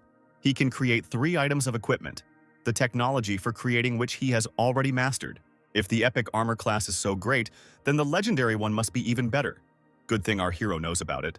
He activated the legendary skill Blacksmith's Creation, wanting to create a 2-handed sword that would make hunting faster and level up easily. He was presented with a choice of materials he wanted to use, but he didn't really know much, so he just wanted something sturdy. He had heard somewhere about blue orichalcum before, and these memories immediately popped into his head. He was required to independently enter a drawing of his 2-handed sword, which he wanted to create, and then describe its characteristics. A stream of fantasy immediately pours out onto the canvas. The guy was drawing a cool, big, strong, shark-like sword. Heavy but light, dark but shining. The attack power is more than 10 million. Meteorites will fall after each swing. There are no obstacles for him. He kills with one blow. The guy was directly immersed in his dreams, carried away by the work. So he drew his masterpiece of art, the curved lines emerging from the sword, which really did look like a shark. The guy stared at his drawing for a long time, and it was completely unclear from his face whether he was criticizing it or praising it. But in his case, obviously the second option, he really liked his masterpiece. The sword was like a shark and an anchovy at the same time. Automatic adjustments and corrections to the synthesis of characteristics, options, and materials began to be made. The game made automatic adjustments without the guy's consent, which is completely understandable, since he could make a completely absurd sword, but it was unclear where so many people and screens came from. The screens flew out of the limits. Blue light lit up everywhere. The guy carefully watched everything that was happening. Suddenly, the guy began to understand all the information. The automatic correction ended. He was completely confused. Even though it's a new model, is it such a cool effect? He wondered as the drawing appeared in reality. He felt like a real blacksmith. And now the sword finally appeared in his space. New, shiny, with a patterned design, vaguely reminiscent of a shark. The sword's durability was 1090, attack power 1820, defense 80, plus 50 to agility. All of this caused delight in the guy. The guy's said characteristics were taken into account, and there were also additional options, but the blocking of enemy attacks was still low, so the guy only had to find blue orichalcum from those guys who were heading to Forest Guardian. He immediately remembered them. They were completely different people, knights, warriors, archers, and they were all only level 200 and above, so the chance of getting into their group was incredibly small. Here the guy noticed the restrictions on his sword. The level had to be above 300, strength 5000, advanced sword skill level 8 or higher. All this was despite the fact that the highest ranked player was only level 250. Even if you put all the attribute points into strength, it was simply impossible to get 5000. And there is only one person alive today who has an advanced skill level, so reaching an advanced level, Yanwoo just made some trash with a single and rare skill, but it was in the form of a shark. Big, powerful, but unfortunately, trash. But these restrictions do not mean that Yanwoo cannot use the sword, because they do not apply to him. Everything should happen the same way as with his current equipment. Even if some further penalties are in effect, this sword will still be stronger than any others if the guy really succeeds. It's good that the guy doesn't give up, trying to see at least something good. Now all he needs is to get into the Forest Guardian group. The guy exhaled from these thoughts. These thoughts brought a confident smile to his face. Now it was time to leave. It was very difficult to survive on the front lines with a minus 3rd level. The guy approached the long-haired man who had previously announced recruitment for the group, but had received a curt refusal. He was dumbfounded. He didn't understand how to proceed further. The blockhead explained that they were only recruiting players of level 190 or higher, and judging by the guy's appearance, you couldn't tell that he was even level 60. Laughing coquettishly, the boy convinced the group that he was actually level 100, and that equipment wasn't as important as his weapon proficiency. An evil aura hung over the guy. The group was greatly offended by such words. Now they all think that he is looking down on them. Thousands of condemnations poured in towards the guy. This is clearly not at all what he expected. A voice from afar ordered to stop, and all the people turned in his direction. Someone from the crowd recognized him. It was a certain Mr. Regus. He was a guy with a very good physique. His clothes looked like they were equal since his torso was completely bare. He was telling the group that since they were only guarding the boss, all the other dirty work could be pushed off to Yona. People in the group began to whisper. Echoes of familiar words could be heard. They said that this was the Regus of the Sadaka Guild. Some did not even know him, and some were very delighted. Regus was at level 180. Although the restrictions on his items are very strict, he has the first place in the martial arts ranking. His name is Mr. Taekwondo. This ranker looks so good, Yanwu felt a strong pressure of the injustice of this world. The long-haired man who was against taking Yona into the team began to prove his opinion to Regus that the guy was not suitable at all. But he didn't even listen to the end and, interrupting, said that a lot of people were needed to make it easier to clear the area. What a nice guy. Even despite his appearance, Yanwu thinks with a smirk. I understand what you mean, but can we convince the rest of the team? The long-haired man doubts. But Regus is already full of enthusiasm. He proposes a one-on-one match to test Yanwu's abilities, and if he can prove his control skills, the problem will be solved. Yanwu's expression changes instantly. I'm screwed, he realizes with despair. The man who was against accepting Yanwu into their ranks enthusiastically agrees to this decision and suggests starting immediately, without delay. However, the guy is already running away as fast as he can, only managing to shout that his plans have changed and he urgently needs to work on controlling his left leg. Regus is frustrated and trying to figure out why that guy ran away, because they would have definitely worked well together. Yanwu is no less upset. Everything didn't go according to plan, and now he will have to earn money for the cart first. Please name the created item. A game window will appear. Now Yanwu understood the point. Creation has a limited number of slots, so they should only be used in special cases. From now on, he will focus on earning money for the trip and learning the process of creating objects. This is just the beginning, he decides. To accomplish his goals, he will need a special place. After a short search, he finds a building with a sign that says Smith's Forge. However, the reception he receives there is far from friendly. The local blacksmith decides from the very first second that the guy is just making fun of him and looks down on all blacksmiths. He is sure that today's youth do not even know the basics of blacksmithing and only want to make money. Yanwu doesn't lose hope of persuading the man. The blacksmith replies that he is not the first to underestimate them. Smith believes that those who look down on other people and their property are all the same and have never done anything worthy with their own hands in their entire lives. Don't waste your time here and just fuck off, he tells the guy rather rudely. Frustrated, Yanwu goes outside and leans his forehead against the cold wall in despair. Because this was his only way to earn money for the trip. Is he just going to die in this city? However, almost immediately a blacksmith comes out after him, who felt sorry for the boy. Don't disturb the neighbors with your crying at my wall. Go and chop me some wood, he says discontentedly. Another task sign appears, according to which the guy needs to chop 500 units of firewood, and for this he will receive 10 experience points and 20 bronze coins. The touched guy immediately agrees. It had been quite a while since he had normal quests, and now with just this quest he would be able to level up. But in this game, you can potentially fail even by simply chopping wood incorrectly. It's unclear whether the subject's assessment will help Yan. The guy decides to try, and his knowledge of the old axe reaches 100%. Now he has fully learned how to create it. However, he is confused by the fact that theoretical knowledge certainly differs from practice. The guy carefully examines the log, into the very middle of which he needs to hit. Having made up his mind, he abruptly brings the axe down on the log, cutting it in half. Yanwu is delighted that he managed to cut the log with just one blow. If he reaches 100% knowledge of the legendary item, he will become successful very soon. Yanwu decides that he will chop all this wood in an instant, but after 2 hours his self-confidence evaporates. He was only able to chop 150 pieces of wood due to his low stamina level. Gathering the last of his will into a fist, the guy decides that he must give it his all. He cannot delay at all if he wants to escape from this city. So you'll have to grit your teeth and endure it a little longer. A new notification arrives. He gains the legendary skill Toughness, which allows him to not get tired too quickly. It is not surprising that he immediately felt the disappearance of fatigue, and even seemed to grow a little younger. Now the guy is confident that he will succeed. He will definitely sort everything out. Some time passes. Perfectly chopped logs are laid out in neat piles. In the very center, a tired Yang was sprawled on his back. "You chopped 1,000 pieces of wood in just 6 hours?" The surprised blacksmith approaches him.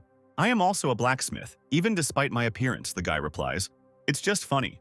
How can such a weakling be a real blacksmith?" The man is perplexed. A new quest appears, according to which Yang must mine 80 units of iron ore, and the reward for completing it will be 55 experience points and will significantly improve the attitude of the blacksmith. If the boy successfully completes this task, the blacksmith will believe him. Yang understands that such a large amount of experience points will return him to level 0 again, so he happily agrees. Inspired, he heads into the mine. Already on the way to the desired place, he encounters the first obstacles, because a 30-minute walk took him 3 whole hours, and his energy is exhausted by the simplest movements. His level is minus, and he's also wearing level 70 equipment, so it's no wonder he moves so slowly. Yanwu approaches some miners he doesn't know and tells them he is here to mine iron ore for Mr. Smith. They look at each other in bewilderment because this guy looks too skinny. They are sure that the guy will only get in their way, and besides, they are too busy right now to deal with him. So the miners send Yona to the nearest corner and order her to repeat everything they do exactly. They are very unhappy that Smith actually sent this guy to them, despite the fact that they are too busy with their work to teach anyone. The guys plan to talk to Smith about this at the first opportunity and express their dissatisfaction to him. They both turn around in confusion, hearing some sounds right behind them. Their gaze is met with the spectacle of this puny fellow, quite successfully mining ore. Looking at him, you get the feeling that this is far from the first time he has done this. Since when is iron ore so easy to mine? One of them wonders. At this time, Yanwu feels like his body is about to break, but at the same time his mind is completely clear. Memories of Smith not believing in him and telling him not to waste his time here and just leave flash through his mind. This memory gives him the stubbornness to work until dark. Today he is more persistent than ever. The miners, who have been watching the boy all this time, admit that he is magnificent and they must apologize to him for their words. "He is special. I am sure that one day this guy can become a great miner," says one of them. Yanwu continues to work tirelessly. Today he mined 170 units of iron ore. "Persistence is my weapon," shouts the happy guy. Now Grid has reached level 1. This means that his characteristics, which were reduced to a minimum due to the loss of a level, have been restored. The basic stats of Pagma's heir have been applied. Now Grid is finally back to level 1. The guy looks at his stats and is surprised that usually a first-level character should have about 22 of them.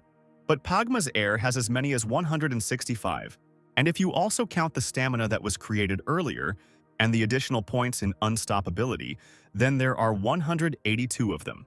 Also, he suddenly discovers 40 attribute points, with 10 points given out for each level, so it's unclear why there are so many of them.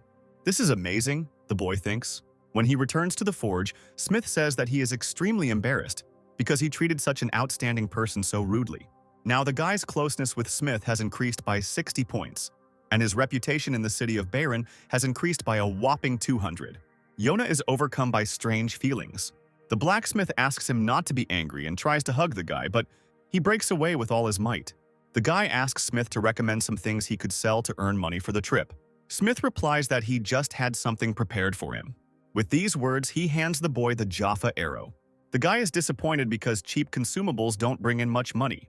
However, the blacksmith explains that this is an unusual arrow, as it is made of a fusion of Jaffa and steel. Its effect is to ignore some of the enemy's defensive skills, so it is indispensable in raids against such strong golems as, for example, the Guardian of the Forest. This changes everything, and the guy decides to try to evaluate her right away. Through the evaluation result, he learns that the price of one such arrow is 6 silvers, and its attack power ranges from 20 to 26 units. And now his knowledge is 89%, meaning he can skillfully use this weapon. If I improve my knowledge by disassembling the arrow, will I be able to understand how to make it? The boy thinks. Smith calls him to follow him to teach him how to create such arrows, and Yanwu wonders why the man's face has turned such a strange pinkish tint. The blacksmith explains to him that the ore must first be smelted in a blast furnace. Then, it is necessary to extract limestone and all kinds of impurities from the iron. By cooling the molten iron, he will get cast iron, which is not suitable for weapons. So to avoid this, you need to reduce the amount of carbon by smelting. Now the smelting process begins, and the blacksmith suggests that the boy try to do it himself, but warns that it will be difficult to calculate the correct proportion of minerals. But Yeonwoo decides to try anyway. He watched the blacksmith work carefully, and despite the fact that this game is quite realistic, knowledge is obtained here quite easily. Moreover, the guy has a class compensation effect, and these arrows indicate the direction and strength of the bellows. It took less than 5 minutes for him to heat up the oven. Pagma's air is sensitive to temperature, so he can measure the temperature in the furnace quite accurately. It's incredible that he sees a notification window with the exact temperature at the moment. He is confident that he will definitely succeed. And it turns out he is absolutely right. The task is completed, and he receives 80 experience points. His intimacy with Smith increases by 30 points, and he receives 3 Jaffa ingots. "You are beautiful and so sexy," the blacksmith shouts enthusiastically. The boy jumps up in fear and quickly moves away from the man. "You are not just talented, but it's as if Pagma himself was reborn." Smith continues to admire. "He didn't reincarnate, but got an heir." Yeonwoo grins to himself. The guy has leveled up again and is now on level 2. Next, the tips need to be made, so the blacksmith orders the molten metal to be mixed and heated and then poured into the mold. Once the metal hardens, the result will be a tip like this, and Smith and Yeonwoo will go to the anvil. While you're hammering the tip, remember to balance the backside and also sand the edges well, the blacksmith tells the boy. In the end, you have to place the tip on the arrow shaft, and to improve penetration, you have to get the weight balance right. The blacksmith wonders if the boy will be able to do it. Another sign informs us that the method for obtaining the Jaffa arrow has been studied. Now the guy is confident in his abilities. His knowledge of the Jaffa arrow has reached 100%. "The materials are free the first time, so get started and I'll keep an eye on you," says the blacksmith. Smith thinks that this guy is not ordinary at all, because he holds molten metal like a real professional. He then remembers that he forgot to teach Yeonwoo how to make arrow shafts, and offers to make them instead while the metal cools. "No need, I'll make them myself," the guy replies. Because of his 100% knowledge, he was given another way to obtain it. And all this time he was only observing, but he still improved his knowledge. This list is short now, but the day will come when it will be filled to the brim. Now he needs to straighten the curved parts and, after cutting, make the plumage using glue. The efficiency is impressive, thanks to his dexterity and the compensation effect. The blacksmith is amazed that the boy made them just after observing. However, he does not understand why he cools the tips, because they will not be strong, although they will become much harder. "Don't worry, I plan to toughen them up," Yeonwoo replies. The blacksmith is surprised that the guy even knows about tempering, but this is not usually done with consumables, because then there will not be enough time to create a large number of such arrows. The guy is convinced that if he makes them better, he will be able to sell them for a higher price. There is only one thought going through his head. Even if a non-entity like him can become successful, it is simply necessary to do so. He is obliged to make every effort to achieve his goal. "Now just insert the tip," the blacksmith commands. All he did all these days was work hard, and he never even thought that one day he would get so much pleasure from work. Yong finished creating the arrow, and now, apparently, the task should be completed. Breath of the legendary blacksmith is activated. Another notification pops up. The arrow in his hand is enveloped in a purple glow. "What's going on?" The guy screams in panic. He opens his stats to see what happened. His new unique skill is that when he focuses on creating an item, it will be filled with the will of Pagma's air, and all the stats of the created item will increase by 5%, and there will also be a small chance of obtaining special stats. The Jaffa arrow now has an epic rating, and its attack power ranges from 35 to 42 units. "Epic?" Yeonwoo cries out in surprise. The task is completed, and all of the guy's stats are increased by 4 points due to the creation of an epic item, and his reputation throughout the continent is increased by 80 points. The guy is surprised to realize that he managed to create an epic thing and even raise his level. Just think that a guy who doesn't even look like an apprentice can make such a magnificent arrow. The blacksmith admires. Yeonwoo thinks that he wanted to make a sword, but he got an epic class arrow. And yet, among all the existing arrows, there is not a single one that would deal more than 40 units of damage. And what's more, sometimes it can completely ignore the enemy's defense. The guy thinks that the effect of his class is simply amazing, and it is probably better than most one-handed weapons at level 20 right now. Now it's time for him to hit the road. "I cannot keep these wonderful weapons, take them with you," the blacksmith tells him. The guy gets 100 Jaffa arrows and 3 Jaffa ingots. The boy thanks the man for taking care of him and thinks that the blacksmith probably gave him so much because of the high level of intimacy. It would be nice if we could live together, the blacksmith blushes, and Yanwu shyly asks him not to say such touching things. The guy thinks that this wait will definitely slow him down. Even though the gifts are good, the journey to the city will take a long time. In any case, he will be able to leave this place while he sells arrows. Wait for me, fighters, I bring you some interesting things, the guy thinks. At this time, the Tzedakah Guild had already arrived at the raid site. Without wasting any time, the team set about their mission. However, not everything went as they would have liked. The forest keeper surprised them, and there were many more golems than they expected. None of the weapons the boys had could help them reduce human losses. These monsters were strong and ferocious. Jishuka, the guildmaster, is determined to defeat these bastards. "Move if you want to live," she shouts to her comrades. Besides her, another member of the guild is Regas, whom Yanwu had encountered earlier.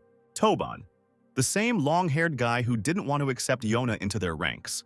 And also Vantner, who is not inferior to any of them in strength.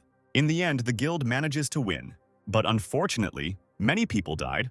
Even though we killed the boss, these guys died from small fry, Jishuka says bitterly. The losses are too great. Now we need to find out what kind of loot they got and whether the amethyst shield they so badly desired is among it. Unfortunately, this time they only managed to get 13 units of black metal, 7 units of orichalcum ore, and only 1 unit of blue orichalcum. The amethyst shield, which has the lowest drop rate, has not appeared again, Regas says with disappointment. Vantner replies that they fought all day and came away with a loss, and the only valuable acquisition was the blue orichalcum. "Toban, how many people died?" asks Jishuk. The man says with a distressed voice that while the main troops were fighting the boss, the number of golems increased, which became a huge problem and led to the death of 75 people. The girl realizes that the difficulty of these S-rank linked quests is much higher than they expected, and some measures need to be taken. The fourth raid has already failed to produce any results, and the value of the Guardian of the Forest is rapidly falling among the participants. At this rate, the quality of users in the next raids will decrease significantly. The Tzedakah Guild is mainly composed of high-ranking users, but due to their small numbers, their popularity is low compared to their ranks. The 17 members of the Tzedakah Guild had been together since the LTS game, and due to their small numbers, they always participated in raids with regular players. But even this method had its limitations. Tobin believes that without the amethyst shield, they will not be able to continue with the related quest, so for now, it is worth putting it aside and working on increasing their powers. "Let's not rush and wait a little," says Vantner. "Okay," Jishuka answers. The Tzedakah Guild is abandoning all raiding and focusing on leveling up its members and upgrading its gear, she cries out sharply. "Those who don't get 15 levels in 3 months will die. And Regas, in particular, unlike the others, needs at least 20 levels. You're unlucky, you know her, right?" Vantner laughs. Jishuka goes to buy a new weapon to replace the one he spent. She asks the seller to show her the Jaffa arrows. The situation in the guild is really dire right now. They could have lured people in at the very beginning of the game, but they won't be able to do that now, so they need to at least buy some arrows. What kind of idiot sells arrows for 3 times the price, she wonders, quickly scanning the list of offers. A regular Jaffa arrow costs no more than 6 silver coins. Are they epic class? The girl is amazed. These special arrows are truly epic, have great attack power, and ignore some of the enemy's defensive properties. Impossible, Jishuka thinks. She asked almost every blacksmith to make her such arrows, but no one could. The girl had never heard of arrows of such high quality, and with an ability that could be decisive in a high-level battle. Who could have made these arrows if it wasn't top 1 blacksmith Panmir and top 2 Steng? Is there really a blacksmith who could have surpassed them?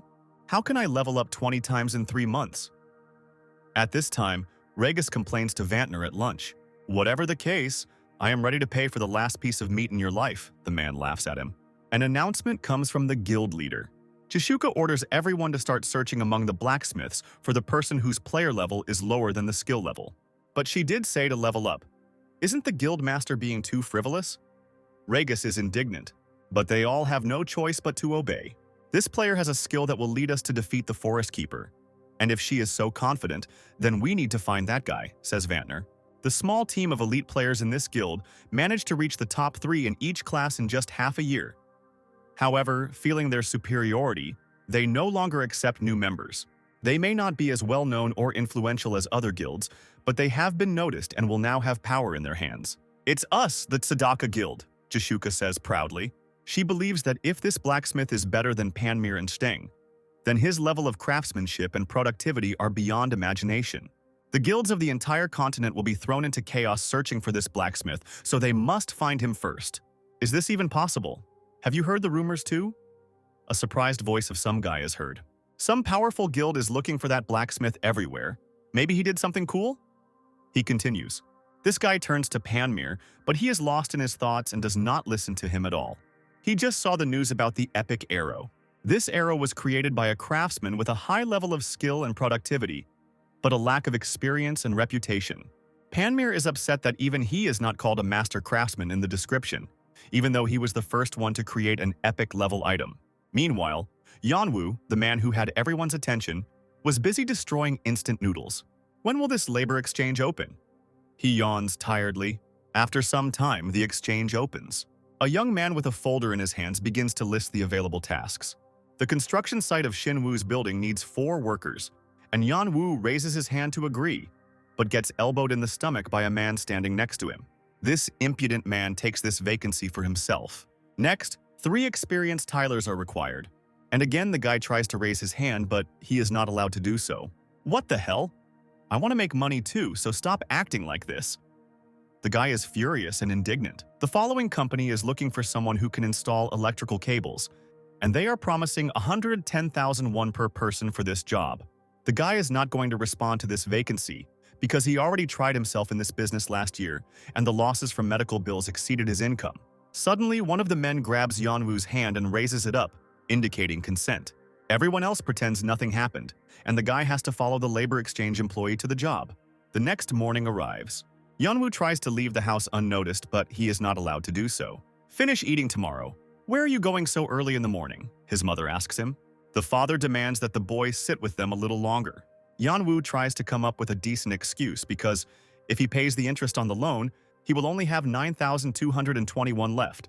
We'll give you money for the day's work, so take a break today, his father tells him, handing over some paper bills totaling 70,000 won. The guy sadly accepts the money because the daily earnings are now at least 90,000 won.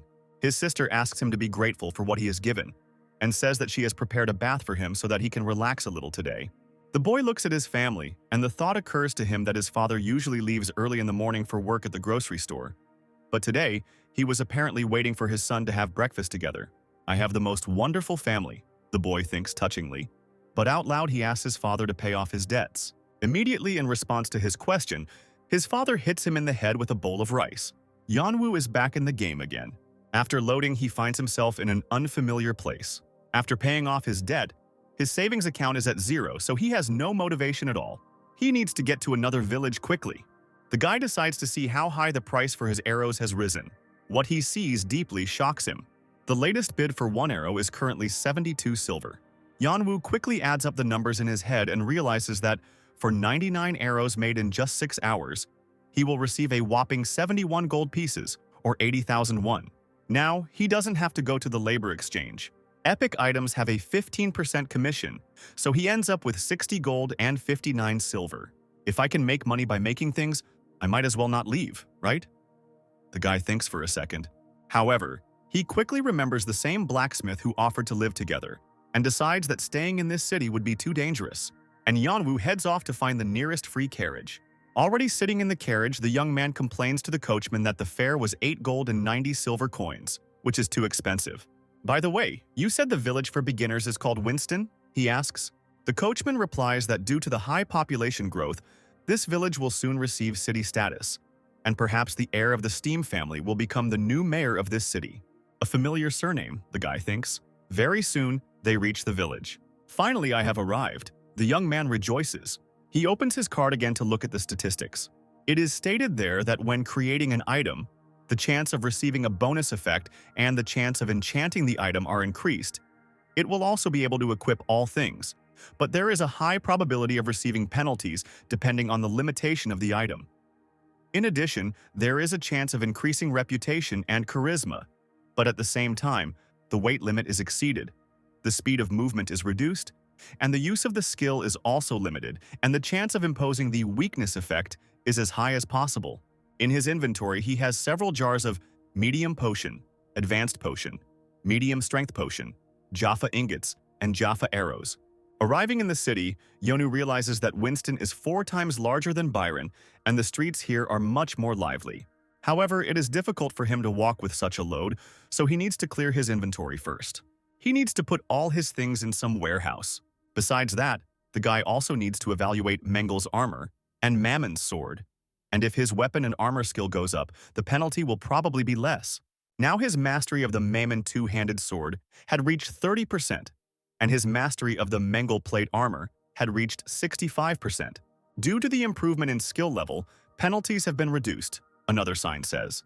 Now his weapons and armor have had their attack power reduction and resistance reduction changed for the better. Great, at least that way, Yanwu thinks. Durability has decreased so he can increase his understanding by repairing items, but at the same time he also needs to save money now.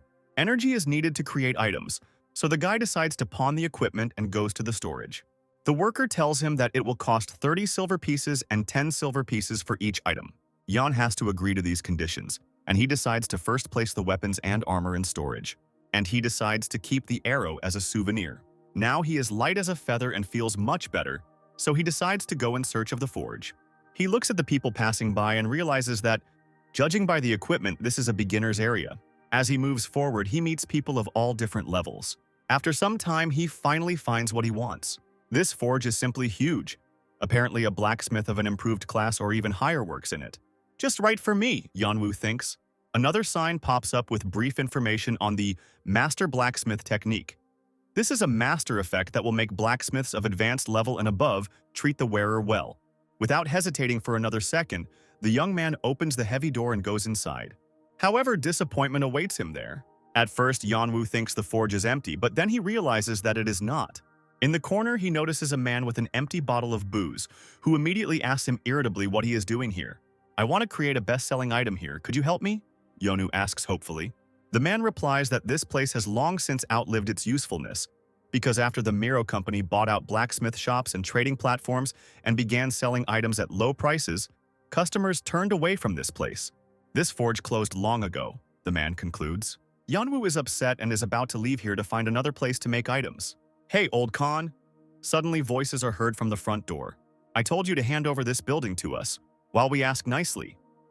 One of the 5 guys who entered the forge says rudely to the old man. The guy realizes that the situation is becoming dangerous and problematic. "Our kindness has its limits, so sign this paper already." The stranger hands the document to the blacksmith. Yanwu understands that this is a contract for the transfer of all rights to this building. And if this is the Miro company, then it is very influential. He doesn't know what's going on but decides to find out more before trouble starts. "You saw the contract, right? Are you a spy for the scanner company?" Suddenly, a stranger addresses Yan. The guy thinks to himself that such lawless people sometimes kill players. It seems that these guys are about level 35 and it is not worth fighting them yet, but rather to behave naturally. "In fact, I am not from here. I came here not knowing that the forge was closed," the young man answers.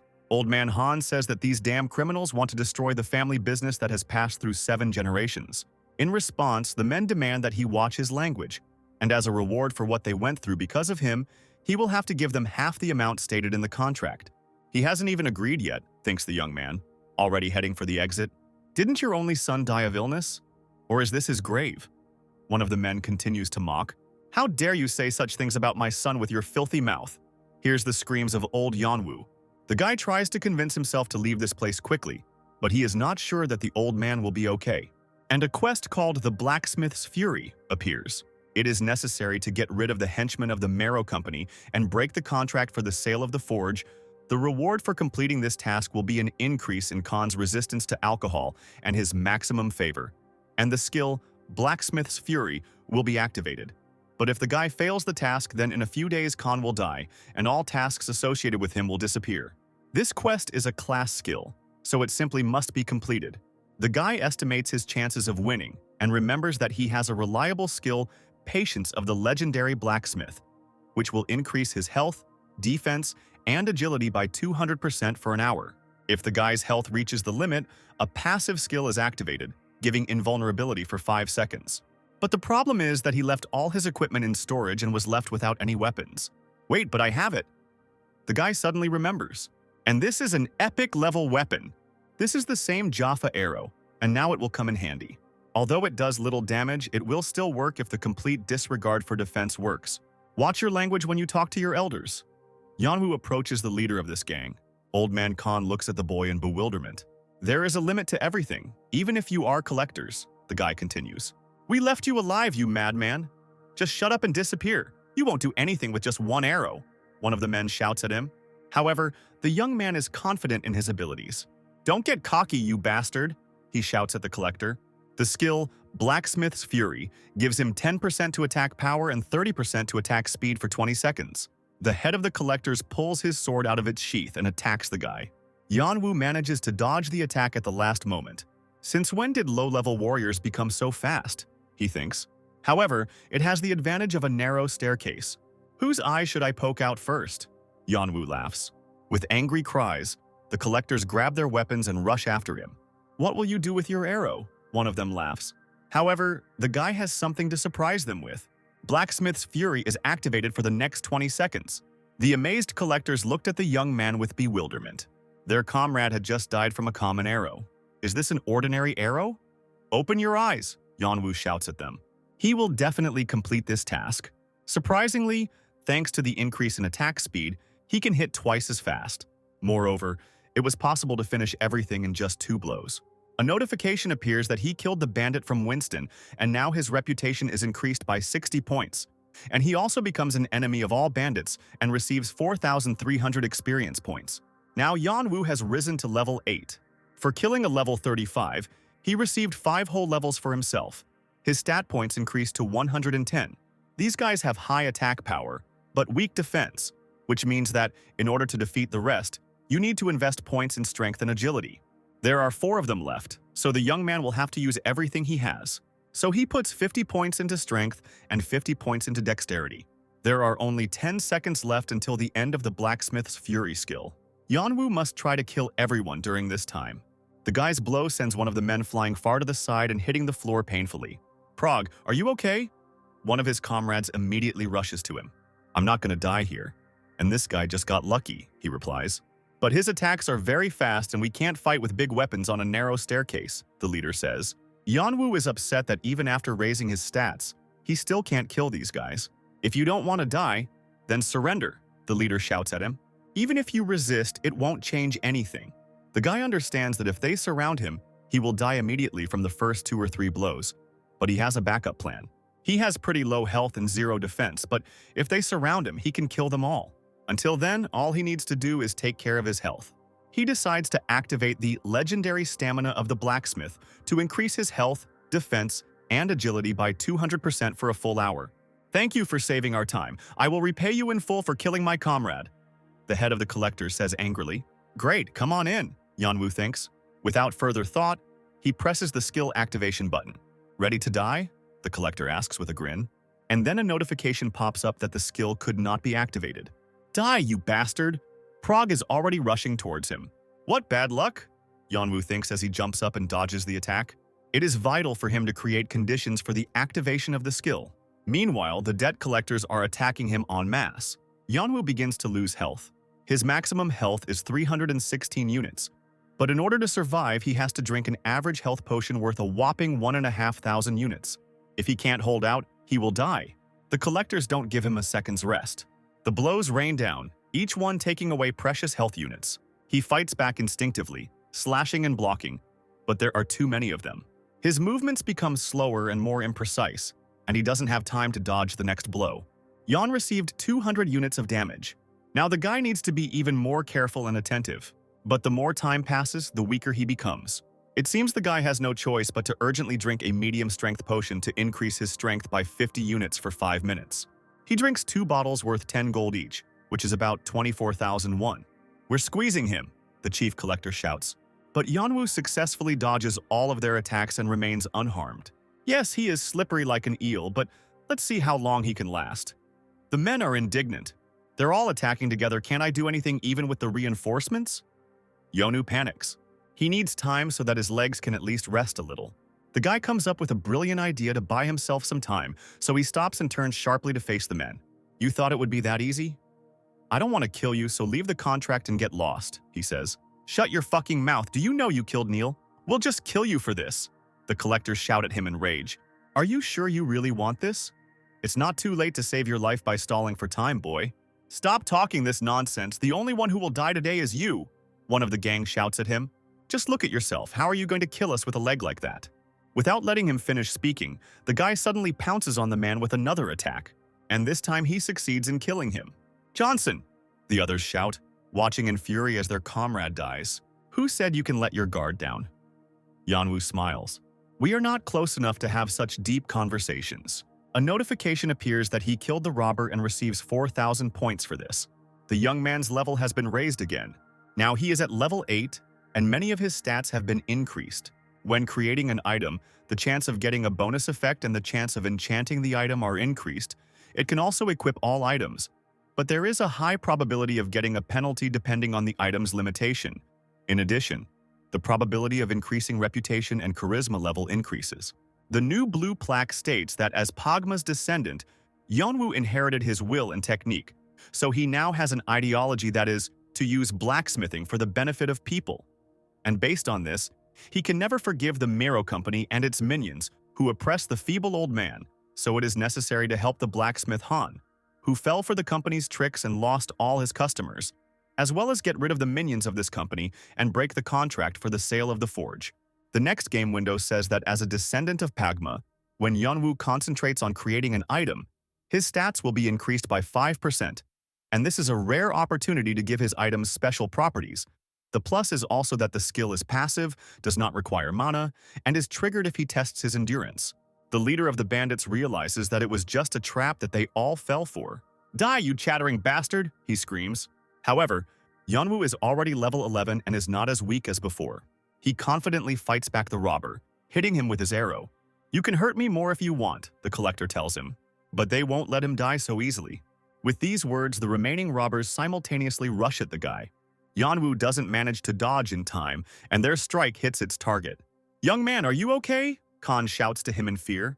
I need time to drink another potion, the boy thinks. Running away again, you little bug? The robber attacks the boy. I'm totally screwed. I'm definitely going to die this time, Yanwu thinks in a panic. Now it's all over. And then the young man's gaze falls on the armor, covered with light fabric. He continues to resist and strikes Prague with another arrow. Bastard, it's useless to resist, the leader shouts at him. However, the young man has no intention of giving up. Such power. The robber is surprised, continuing to repel all his attacks with effort. Yanwu rushes forward with all his might, climbing up the stairs again. The head of the debt collectors is glad that the guy dropped his weapon because he was in a hurry. Keep talking, Yanwu thinks as he continues to climb higher. Khan, do you want to protect the forge? The boy shouts to the blacksmith. Of course, if you help me this time, I will definitely be able to protect this place. The old man answers him. Then I'll borrow them, says the guy, pointing to the armor. With these words, he holds out his hands, intending to put them on himself. But not everyone can use this equipment, and what you can easily put on is on another floor, the old man warns him. There is no need to warn him because he is finished. The debt collectors shout, having almost reached the young man. With a furious cry of die, they rush into the attack, but it looks like they're too late. Have you ever heard the phrase, fully armed? Yanwu asks them with a grin. With these words, the young man soars into the air, wearing beautiful armor and with a brightly shining sword blade in his hand. One movement is enough for him to finish off all the bandits at once. A new sign states that Yonu has killed the bandits Prague, and Vale. And now his reputation in Winston has increased by 220 points. He has received 15,200 experience points, and his affinity with Han has reached its maximum. The quest, the Blacksmith's Fury, is completed, and he gains a new level. What happened? Are you okay? The old man rushes to him in panic. Seeing the guy, he freezes in surprise. Old man, you know, this is amazing. Why did you hide this armor in a dusty corner? Yanwu asks, puzzled. This armor is called Valhalla. It is a unique item, and the requirements are level 250 and above. Its creator is a certain Albertino. The sword is named Dane's Life. It is also a unique item and requires level 250. You need to have a high level of sword proficiency to use it. Young man, do you really understand the value of these things? And have you even learned the name of the creator? The old man is surprised. The guy sheepishly agrees. The old man loses consciousness and falls. Apparently his blood pressure rose because he was an alcoholic. Since I've completed the task, It's time for me to stop being so curious. So let's move on to the next quest, Yeonwoo says, but doesn't hear a response from the old man. Related quests? The guy understands. He immediately begins to shake the old man, demanding that he wake up and give the next task before fainting. Very soon, the man who hired these bandits will find out that they have disappeared without a trace. Did they run away after getting the money? Mr. Valmont screams in rage. I'm sorry, it was I who recommended them. The man frightenedly justifies himself to him. The merchant should not suffer losses. Pay me for the advance in compensation for the failed order, the customer tells him. I don't have that much money, please just give me another chance. The man asks him in a panic. Bill, if you don't have money, then you just need to earn it. For example, your family members will be sold for a lot of money on the slave market, Valmont answers him. After this, the man orders the guilty servant to be taken away from here. Rabbit, what exactly happened? He asks his strategist. I don't know, sir. We are sure that they reached the forge, but after that they disappeared somewhere, he answers. Damn it, we must take over every forge in the village. Where is that old Khan? Valmont curses. 2 hours ago, an unknown young man carried him to the hospital, Rabbit replies, while thoughts race through his mind about how this arrogant and cruel man drove out his loyal subject, who had served him faithfully for 10 years. Doesn't this young man know anything? Valmont asks. We bought and sold these cheap weapons and made a contract just to get our hands on this forge. Now we finally got him hooked and we can't pass up this chance. Rabbit, you're responsible for everything. Sort this out.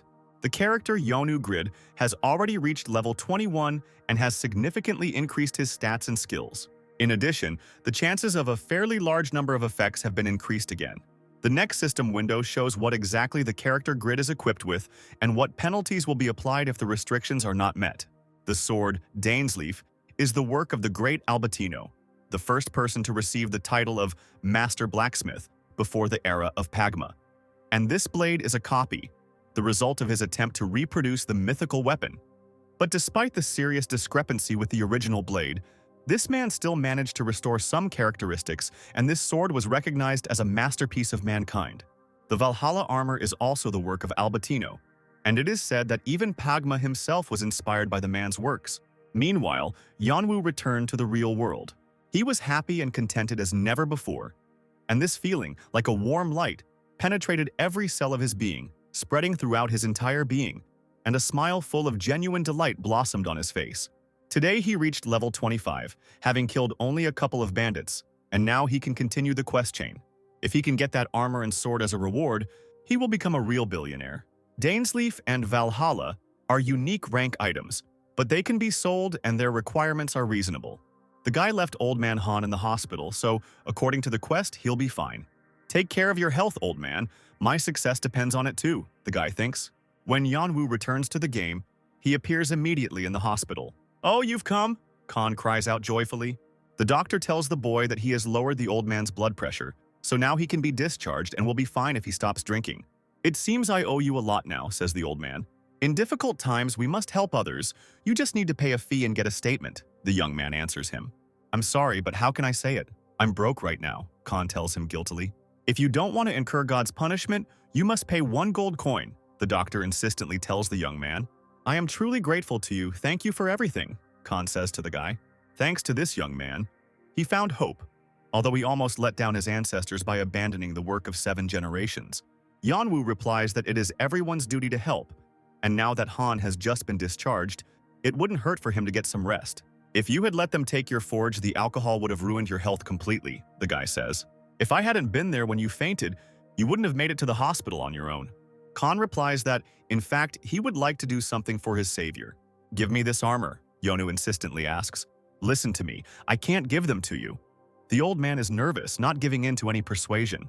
These are family heirlooms that were protected at the cost of my ancestors' lives.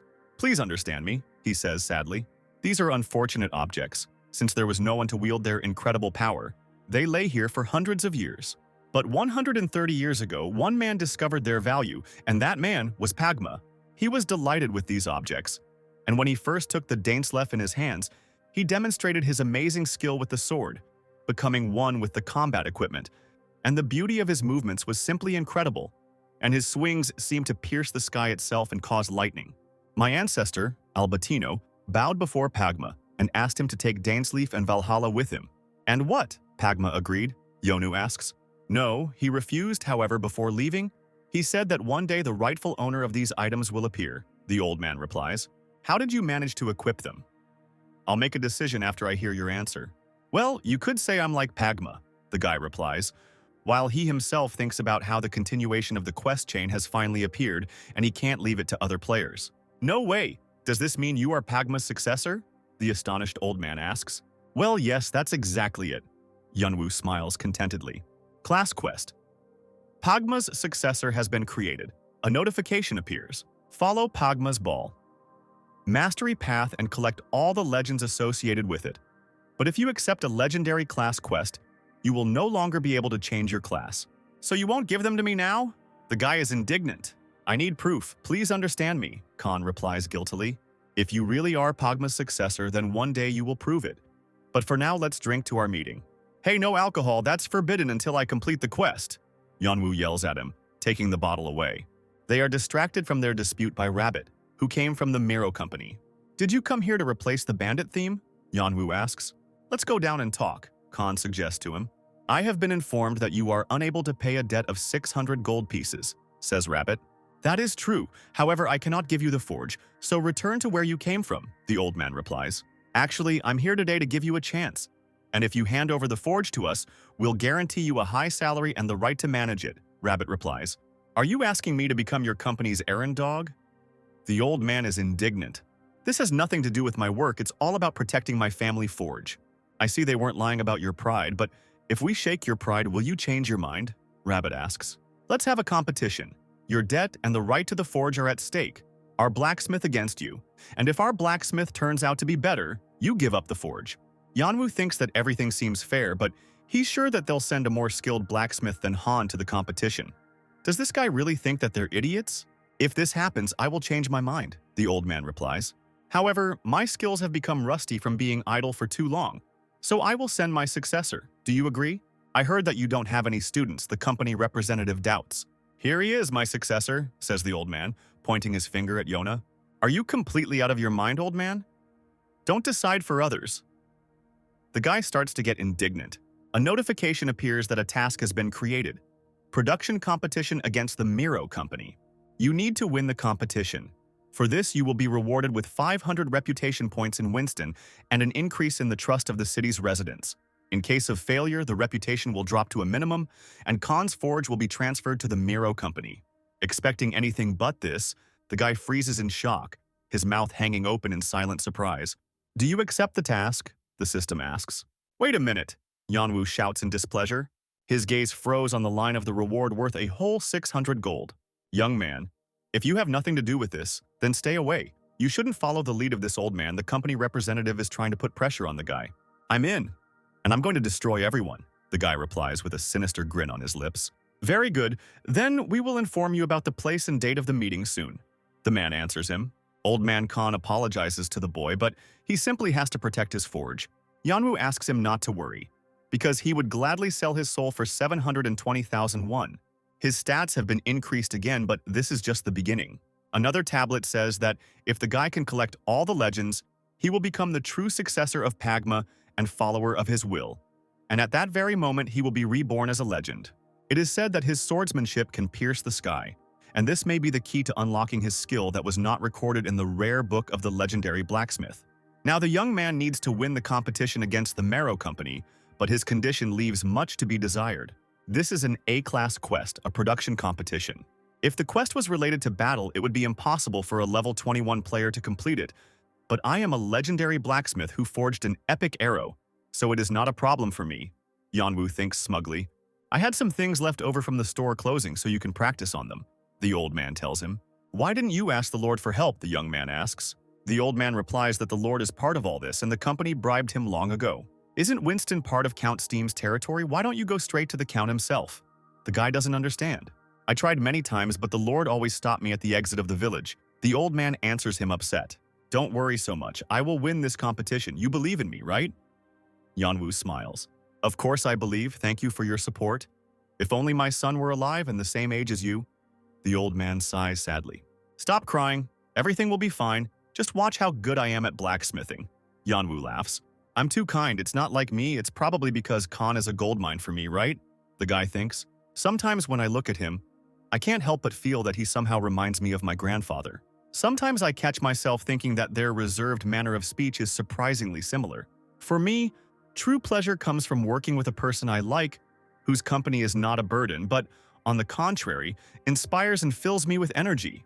At such moments when everything is falling into place so harmoniously, and the work is going smoothly, and there is a person next to me who is pleasant to be with, I am filled with a feeling of peace, as if the storm raging inside me suddenly subsides and gives way to calm. It was already 4 o'clock in the morning, and it seemed that the night, like a shaky dream, had imperceptibly come to its logical conclusion, and a new day was already very close. Maybe I should sleep for another half hour, Yeonwoo thinks, since he's been in the game for 2 days already. Khan is very different from the blacksmith from Bayern, he thinks rather strangely, but his skills are very good. I want to return to the forge and continue my studies, the boy thinks. Good morning, says Yeonwoo, entering his parents' kitchen. His mother tells him that he looks quite tired, to which the boy replies that if he had had eel for breakfast today, he would have had much more energy. Yeonwoo tries not to react to his father's jibes about why a guy without a girlfriend would eat eels, and tries to change the subject. How is Grandpa? He asks. What a reaction. His parents are surprised. Yeonwoo replies that it's nothing special, they just usually talk about him quite rarely, to which the parents tell the guy that his grandfather is fine and they could visit him all together next time. It's a great time to see him, the young man thinks. The next day at the Marrow Company. Why did you do something so senseless? A furious scream is heard. If Khan can't pay the debt, the blacksmith will be used as collateral, so why are you giving him a chance? Why did you make a deal with Khan? Valmont continues to shout furiously. Rabbit replies that things are going badly and people don't trust their company, so it would be much better to make friends with the people of Winston. Are you trying to teach me? This land belongs to me. I am the master here and you are an idiot. Valmont continues his hysteria. The company's strategist is confident that if this continues, it will be destroyed soon. The people respect Khan, and if we defeat him fairly, they will trust us again, he replies. We need to create the impression that we are giving him and his skills another chance, and in this way, we can improve the company's image and get new regular customers. That would be nice, Valmont thinks about his subordinate's words. What about our opponent? Will he be able to win? The man continues to doubt. Rabbit replies that, according to the information received, he is an ordinary young man with no reputation, and their company already has a person who wins competitions. Great, then let's destroy them, Valmont decides. Even against a man without a name, we will send the best. But we still can't relax, Rabbit is sure. At this time, there is also an active discussion of the upcoming battle in the forge. Really? This young man defeated Vale's gang? An old man is surprised. He looks like a nondescript greenhorn, he continues, surprised. Don't underestimate him. He's an amazing guy. Khan laughs in response. Yeonwoo gets angry and asks them to keep quiet. But then other people appeared, having seen the announcements posted all over the city. One of the townspeople brings a leaflet with an announcement stating that the Marrow Company and the blacksmith Khan will compete for the rights to the forge, and if Mr. Khan wins, the company will forgive him all his debts and help him keep the forge, but otherwise the forge will be transferred to the company, and Mr. Khan will have the opportunity to remain its manager. Now the townspeople think that the Marrow Company is much better than they thought before. By holding this competition, they pay tribute to Mr. Han and seem to be genuinely trying to get along with the people who inhabit this city. Yeonwoo thinks that even though these people sent the bandits, they might actually be a good company, and yet he feels like something is wrong here. Old Man Khan tears the announcement in half with wild fury. This company has seized our territory and is dictating its terms. Have you really decided to forget everything just because they sent a piece of paper about some kind of reconciliation? He screams in rage. The townspeople understand that this is a scam again and not the first time if you think about it.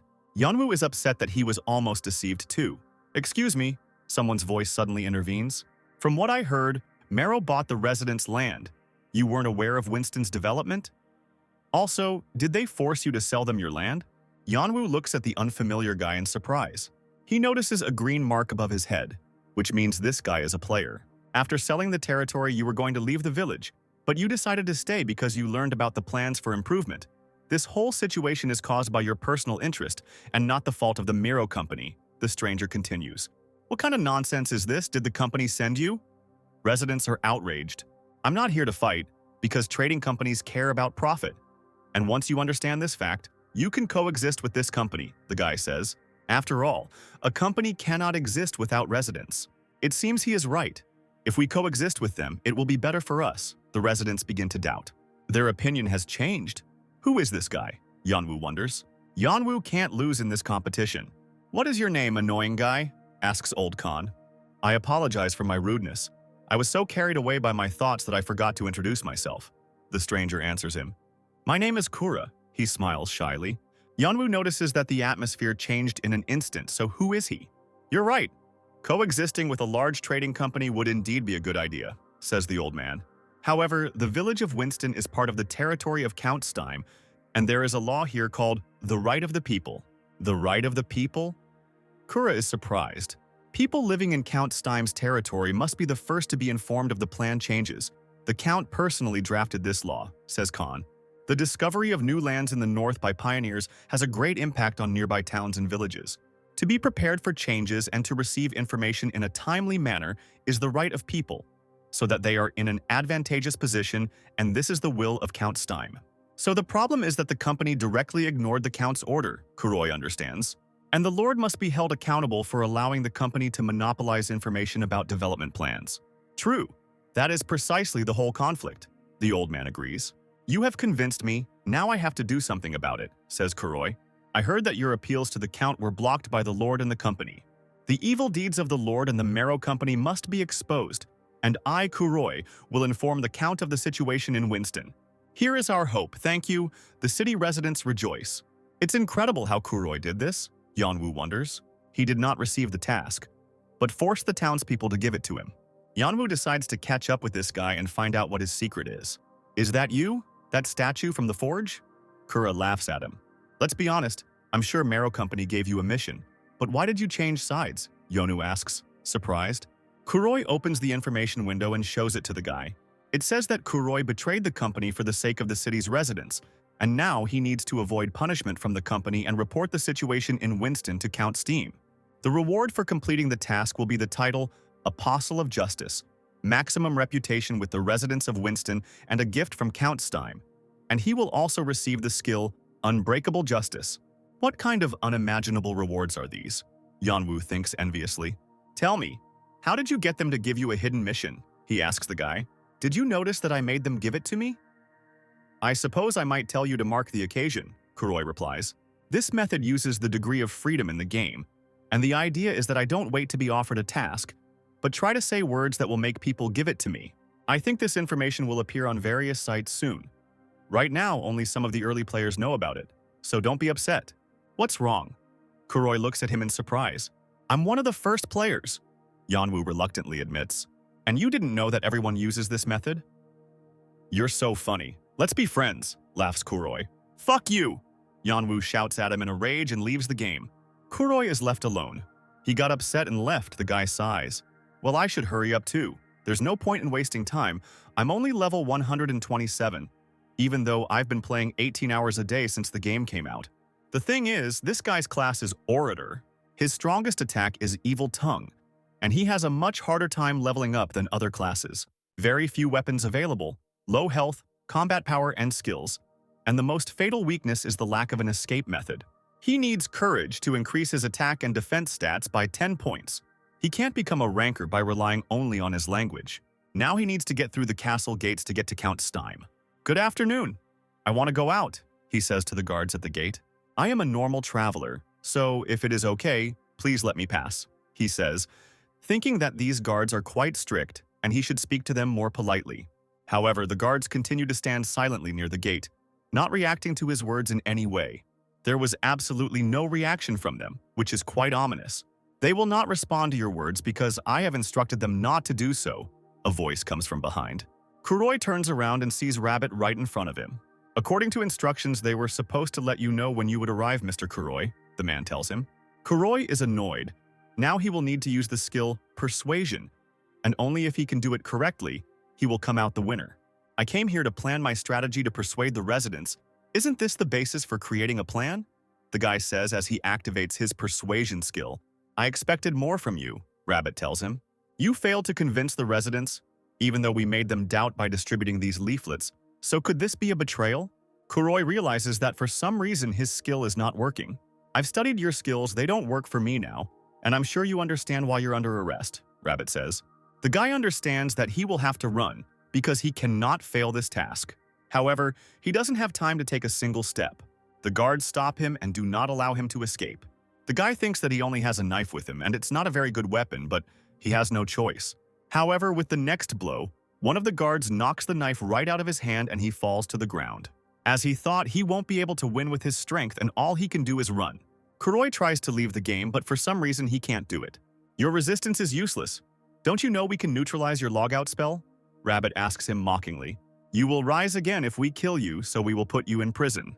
Take him to the castle dungeon, the man commands the guards. Now the task for the sake of the people of Winston has been changed to waiting. The system notifies him that he has been captured by Rabbit and will be imprisoned in the castle dungeon with no hope of escape. However, if he is patient, the Apostle of Justice, that the guy failed to become, will appear and save him, provided that he does not exit the game for 50 hours of real time. Kuroi freezes in indecision. He's not sure it's possible to stay in the game for a full 50 hours. He had already played for 20 hours straight once, but if he exceeded that time, the system would forcibly disconnect him and he would not be able to log in for another 6 hours as a penalty. Being locked in for 8 days and 8 hours of game time is a very dangerous task indeed, but he is a lonely guy without a job, and no one is around to stop him. If you put the game capsule into sleep mode, it will be able to hold out quite well. The guy can't miss the chance to complete an S-class mission. The task begins. As a reward for completing this task, he will receive the second class, Comrade of the Apostle of Justice. He will have a new characteristic, Courage, and also being next to the Apostle of Justice, all his characteristics will be increased by 20%, and he will also receive such skills as Unbreakable Justice and Sacrifice in the Name of Justice. The game capsule goes into sleep mode. From now on, the young man's brainwaves will be monitored to forcibly pull him out of the game if danger is detected. If his health is at risk, a doctor will be sent to him. From this moment on, it will be impossible to disconnect the young man's capsule from the power supply. If external influence is detected, a special employee will be sent to his address. This will be done to ensure the protection of the capsule. I beg you. If you help me finish this task, I will be faithful to you until the end of the game, thinks Kuroi. I'm waiting for you. Apostle of Justice? Kuroi's current level is 127, and this guy belongs to the Orator class. At this time in the company SA, the game Satisfy is a huge system, where absolutely every player actively changes the whole world. 2 billion players create 2 billion variables, and so in order to maintain peace, you can't allow bugs or errors. Please allow an emergency meeting to be called. A message comes to the group's leader, Lim Cheolho. I authorize the convocation. I will also come soon, he decides. Someone managed to activate the S-class quest, and the reward is the second class. If the player completes this task, he will be able to use the skills of 2 classes at once. But this will require spending 200 hours of game time in a confined space. Such a task is potentially dangerous for the player. The discussion of this issue will take place in the meeting room. This most difficult task was activated by a player from Mongolia under the nickname Kura. His real name is Damb Alanbatar, and his age is 25 years. This is surprising because only 3% of Mongolians play this game. The company's employees discuss the problem, gathered around a large table. Moreover, this player's class is Orator, which has quite low combat power, yet he was able to reach level 127 by only completing quests. Director Yoon Sang-min. What does the Mongolian branch think about this? Asks one of the employees. Park In-hyuk, Mongolia branch manager, and other branch managers are also joining the meeting remotely. Will the player Alanbatar be safe? They ask him. The player's vital signs are currently being closely monitored, and he is ready to be pulled out of the game at any moment. And the Mongolian government has agreed to cooperate with the company. I have a proposal, says Park In-hyuk. This is potentially the first Mongolian player with multiple classes, and he could improve his skills quite a bit thanks to it. Considering the low gaming activity in Mongolia, the company will be able to increase sales with such news, and this is a great chance. Indeed, many have abandoned the use of the capsule, and it is very interesting whether this is connected with nomadic traditions or not. Are you an optimist? What if he fails this task and it ruins our reputation? Asks another employee. Don't worry about it so much, they tell him. The longer he stays in the game, the greater the chance of success, since the task is designed in such a way that it can be completed. Team Captain Yoon Na-hee, can you tell us the success rate of this mission? Yoon Sung-min asks. The girl replies that she has already uploaded all the necessary documents to the server, so now it is possible to view them. The man immediately logs in to look at the numbers, and there he sees something completely different from what he would like. The success rate is only 9%. Wait, the player somehow managed to get this hidden task. He cries out in bewilderment. The player will meet the mysterious Apostle of Justice in an underground prison, and when he hears about the events that took place in Winston, he will immediately free him. First of all, it is necessary to understand who will be the Apostle of Justice and help the guy complete the task, receiving a large reward in return, and it is also necessary to make sure that the players are as safe as possible, Director Min reasons, while the company president continues to search for information about the task. And just a second later, Director Min's monologue is interrupted by the president's loud laughter. Just look at these documents, he laughs. It seems like there is an unexpected variable, share task information. What? Min is perplexed. Kuroi shared information about the mission with only one person. However, he revealed this information halfway through, so the previous information is now outdated. And the player he shared with was Grid, Shin Yan-woo, who was currently busy drowning his sorrows in alcohol. Just think, the task only gave me 600 gold coins. The guy gets angry. Old Khan should have given this task to me. Why him and not me? I gave him the task only because he blurted something out despite the fact that I paid for the old man's treatment. He continues to be upset. Another helping of fish soup and more vegetables, please. He sighs and hands the plate to the woman at the checkout. Thus, he spends the whole evening and night falls unnoticed. It's already 1 o'clock in the morning. I need to be quieter, the guy thinks to himself as he enters the house. You should have told me you were coming late.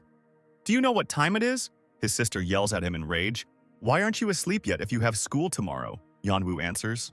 I was worried about someone spending all their time in the game capsule, his sister replies, already beginning to notice that her brother has gotten drunk. My sweet little sister, were you worried about your little brother? Yanwoo laughs, making her blush. Well, enough joking. I was just watching TV. Now get moving. Take a shower and go to bed. The girl replies. Is my little sister going through puberty? Yanwoo continues laughing. Shouldn't it be 0? At this point, the boardroom is perplexed. Maybe the supercomputer was wrong, and the success rate should be 0 rather than 9%, says Director Min. No, that can't be, Yoon Nahi tells him, to which she receives the answer that Min only said that to let off steam. He is behaving this way because the chances of success have fallen, the company's president explains. Now, the one who needs to know about Kuroi's situation is not the Apostle of Justice, but Grid. This Shin Yan-woo is just the worst possible option. He's still level 21, even though he's been given a legendary class. It's a shame that the legendary class went to such a guy, and even the hidden mission fell into his hands. This guy is a deadly poison for Satisfy. In that case, won't he fail this quest too? We lost such a chance to advertise the game, says the president. The only thing he did after getting the legendary class was craft epic arrows and get the class quest. So it's incredibly difficult to predict anything. But I think that because of his unpredictable behavior, these events will be quite interesting, he decides. There are only 3 epic classes in this game right now. Apart from the recently revealed Blood Warrior, information about the other 2 is still unknown to the public. The first owner of the epic class is unidentified, and the second is the 7th ranked player. That's why the community never stops arguing about what the other 2 epic classes are capable of and who the owner of the first one is. At this time, no less interesting events are taking place in the Akero dungeon of Steim County. Our group is the strongest. No, we are much better. The players' shouts can be heard from everywhere. But they didn't even lift a finger when I joined the group, the girl complains to her friend nearby. See that girl? Her name is Effeminine, and they've been hanging around her ever since she showed up, the girl's friend replies. I will join the strongest team. Can you demonstrate your skills? Says Effemine. Of course, everything for you. Absolutely all the men around her answer her in one voice. The first team rushes to fight the approaching monsters. Destructive Fire Wave. 1 point gap. Lightning Strike. With all their enthusiasm, they defeat the monsters one after another. Stones fly in all directions from the blows and screams of monsters, and players can be heard. They are quite mediocre. Effeminina is upset. Suddenly, the girl realizes that one of the players has used a whirlwind of madness. This looks absolutely incredible. Who did this? She doesn't understand. Here, her gaze falls on one of the men from whom this power emanates. It seems like he's leveled up quite well by now and is perfect against Piero, the girl decides. It's time for her to put her skill to use. Her ability is to duplicate a skill. She uses a level 3 Madness Whirlwind. This skill creates a whirlwind lasting 5 seconds, dealing 1,530 to 2,380 damage per second. The agility of objects caught in this skill's vortex will be reduced by 80%. This skill is available for one-time use, but the girl can save it and use it later. I hope we meet again, Effemina smiles. Will you join us now, Miss Effeminin? The man who has just used this skill addresses her. However, the girls had already disappeared without a trace. She prepared for 63 days without stopping. But now with this skill, she should succeed. She simply has to complete this S-rank quest. The girl needs to concentrate. The quest is called the Traitor of the Red Knights, and the gist of it is that Piero is a traitor who has seriously wounded Asmophil, so it is necessary to take revenge on this monster hiding in the Kesson Canyon. The reward for completing this quest will be the title, Agent of Retribution, but the penalty for failing the task will be 2 whole levels, and Asmophel's trust in the girl will be significantly reduced. The difficulty of S-class quests is incredibly high, and the enemy is an incredibly talented NPC.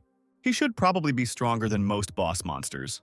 He is the strongest knight of the Saharan Empire. Was it Asmophil who sent you here? Asks Piero. I can win, my preparation is impeccable. The girl is confident. However, her self-confidence is diminished by the appearance of a bright flash of light. Tartan! Shouts Effemina. This is the strongest defensive skill possessed by the #1 ranked Guardian Knight Bump. Effeminina only has 9 basic skills. However, the girl can use skill duplication 3 times a day, and in 2 months, she had to find and copy the best skills used by top rankers. Thanks to this, the girl got herself 50 best skills. Sure, they can only be used once, but that's more than enough to complete the quest, she decides. She should be able to handle it because she is the duplicator, the owner of the very first epic class in Satisfy. With the counter barrier skill, she engages in battle with Piero. The man obviously underestimated his opponent. A whirlwind of madness, the girl shouts, not intending to stop there. However, the traitor will not die just from this, so she will have to use all her strength. Destructive Fire Wave, Light Mace, Tyrant's Majesty, Shadow Spear. Prelude to Destruction. Effeminina uses skill after skill without stopping, not giving Piero time to come to his senses. Is he dead? The girl asks herself, exhaling tiredly and stopping. There was no notification of the quest being completed yet, meaning he was still alive. The girl realizes that her mana is being spent incredibly quickly, but if she uses high-class skills, she should break the distance and restore mana. For this, the girl will need a potion. Suddenly, Piero appears right in front of her face, and Effemina realizes with horror that he is not even wounded. He uses a skill that can kill anyone. It can't be avoided. It's doomed to destruction, she realizes. All that awaits you here is inevitable death, Piero says calmly. No, I have to survive at any cost, the girl screams. The next skill she uses is Horror Projection, and the girl manages to use it quite successfully. How dare you come here, Asmophil? Piero runs away with a wild cry. Horror Projection is a powerful skill that places its target in an illusionary trap. Effemina saved this skill for the most unexpected situations. For a short time, Piero will be enveloped in an illusion of the battle with Asmophil, and during this time, she should use the respite to restore mana and continue the battle with him. Due to continuous use of skills, you have reached your limits. A warning pops up suddenly. She won't be able to use her skills for a while. All stats are reduced by 50%. This leaves the girl stunned and in despair. She doesn't understand how this happened because she had already almost completed the entire quest. Even so, while Piero is distracted by the non-existent Asmophil, she can try to do something, Effemine decides. But it's too late for that. Piero has already recovered.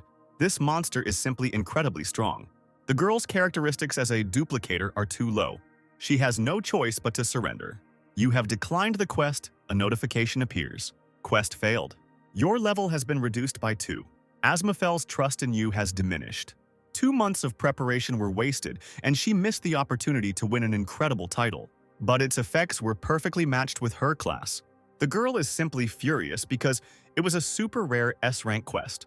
Are you by any chance Miss Arena? The girl suddenly hears someone's voice. I would like to ask you for something, the unknown man continues. If it's not too much trouble, could you complete our task? He asks. The quest has been created, a new game system notification appears.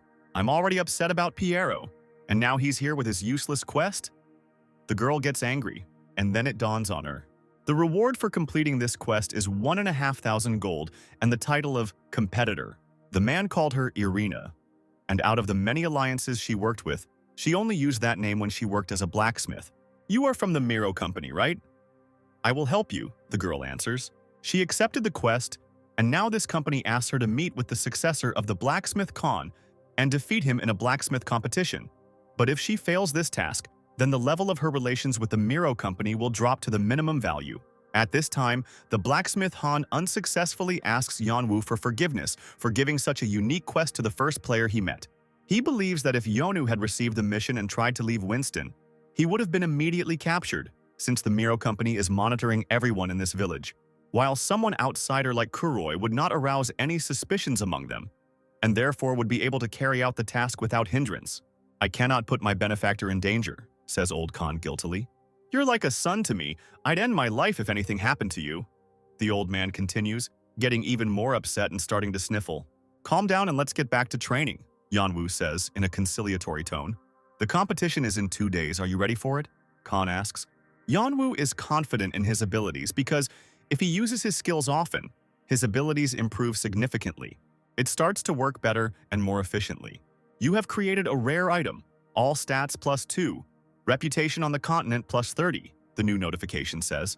"You have created an epic item. All stats +4. Reputation on the continent +80.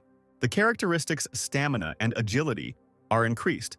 This feeling of development is simply divine." Yeonwoo admires. The guy works with great enthusiasm, but sooner or later, all his strength runs out. Yeonwoo falls onto the bench, completely exhausted and powerless. "I wonder how much I've leveled up," the guy thinks, reaching out his hand and opening the stats window. However, its stats have only increased slightly, which is disappointing because it's very different from the progress that was made with the Jaffa arrows. But there's nothing to be done about it. Because of the Miro company, he doesn't have any quality materials, and even selling a few epic items won't help much. Yet, despite the stats, Yeonwoo feels like his skills have improved. And what's more, he managed to earn an additional 130 stat points by crafting various items. He definitely needs to invest them into agility if he wants to win this competition. But considering how hard he has it in combat, it's worth pumping up the other stats as well. Okay, 60 in endurance and 70 in agility, the guy decides. Now his stamina had increased from 52 to 112, his agility from 99 to 169, and in addition, due to the increase in stamina, his health had increased from 936 to 1,536. This doesn't look like the characteristics of a level 21 player at all. Yeonwoo is surprised. He realizes that they match the characteristics of a level 75 player, and this discovery is astounding. Moreover, his stats increase every time he creates a high-class item, which means he can use it to make up for his lack of combat skills. "Of course, I will have to work a lot, but I am already used to it." The young man smiles. At tomorrow's competition, he simply has to show everyone the results of his work. The day of the competition arrives unnoticed, and the central square of Winston, where it will be held, is filled with a huge number of players. Quite a few local NPCs also gathered here. "It's natural that they, as residents, want to protect the forge from the Miro company," says one of the players. "Grid, we believe in you. Show them your skills. Protect our forge." Shouts come from all around. But when they see Yeonwoo, many are disappointed because he looks like a newbie and has no equipment at all. So the upcoming competition begins to seem like a waste of time. "How are our preparations going, Rabbit?" Valmont asks, and is assured that everything is going exactly according to plan. "And now, let me introduce you to the main star of today's competition." A loud voice carries across the square. "Irina from Miro." Almost the entire male population immediately becomes inflamed with passionate feelings for the unknown beauty, and begins to shout slogans in her support with all their might. "Thank you for your support, boys." The girl smiles coquettishly and winks. Yeonwoo wonders if this girl could be the rival of the Black Witch Yura. The support she's getting is incredible, but I still have the locals on my side, the guy thinks contentedly. And then his gaze falls on those very local residents, and Yeonwoo understands that he will no longer receive any support. He squats down resignedly. "Mr. Grid, fate itself brought us together today, so please take care of me." Ifemin blushes embarrassedly. "You're not my type, so stay out of the way, little one," he tells the girl irritably. "Isn't it rude to address such a beauty as me like that?" Efemin chuckles. "You do look cute, but little kids like you shouldn't be so arrogant calling yourself pretty," Yeonwoo replies. "What's wrong with him?" "No one has ever treated me like this before," the girl thinks irritably. She plans to humiliate this guy in front of everyone. Yeonwoo smirks and says that even her 20 years of age means nothing to a grown man like him. This girl is level 188. Her name is Efemina, and she is a duplicator. She failed the previous quest, which required her to eliminate Piaro to avenge Asmafel. Now her task is to win the blacksmith competition, and if she wins, she will receive 1,500 gold and the title of competitor, thanks to which she will unlock such characteristics as fighting spirit and luck, and a new useful skill dice will be unlocked. The theme of today's competition is dagger, and you have 3 hours to make it. The host gives the orders. If I win, I'll get a new title and characteristics, Efemin thinks. But the girl is a little nervous about the complexity of the quest, because it has the status unknown.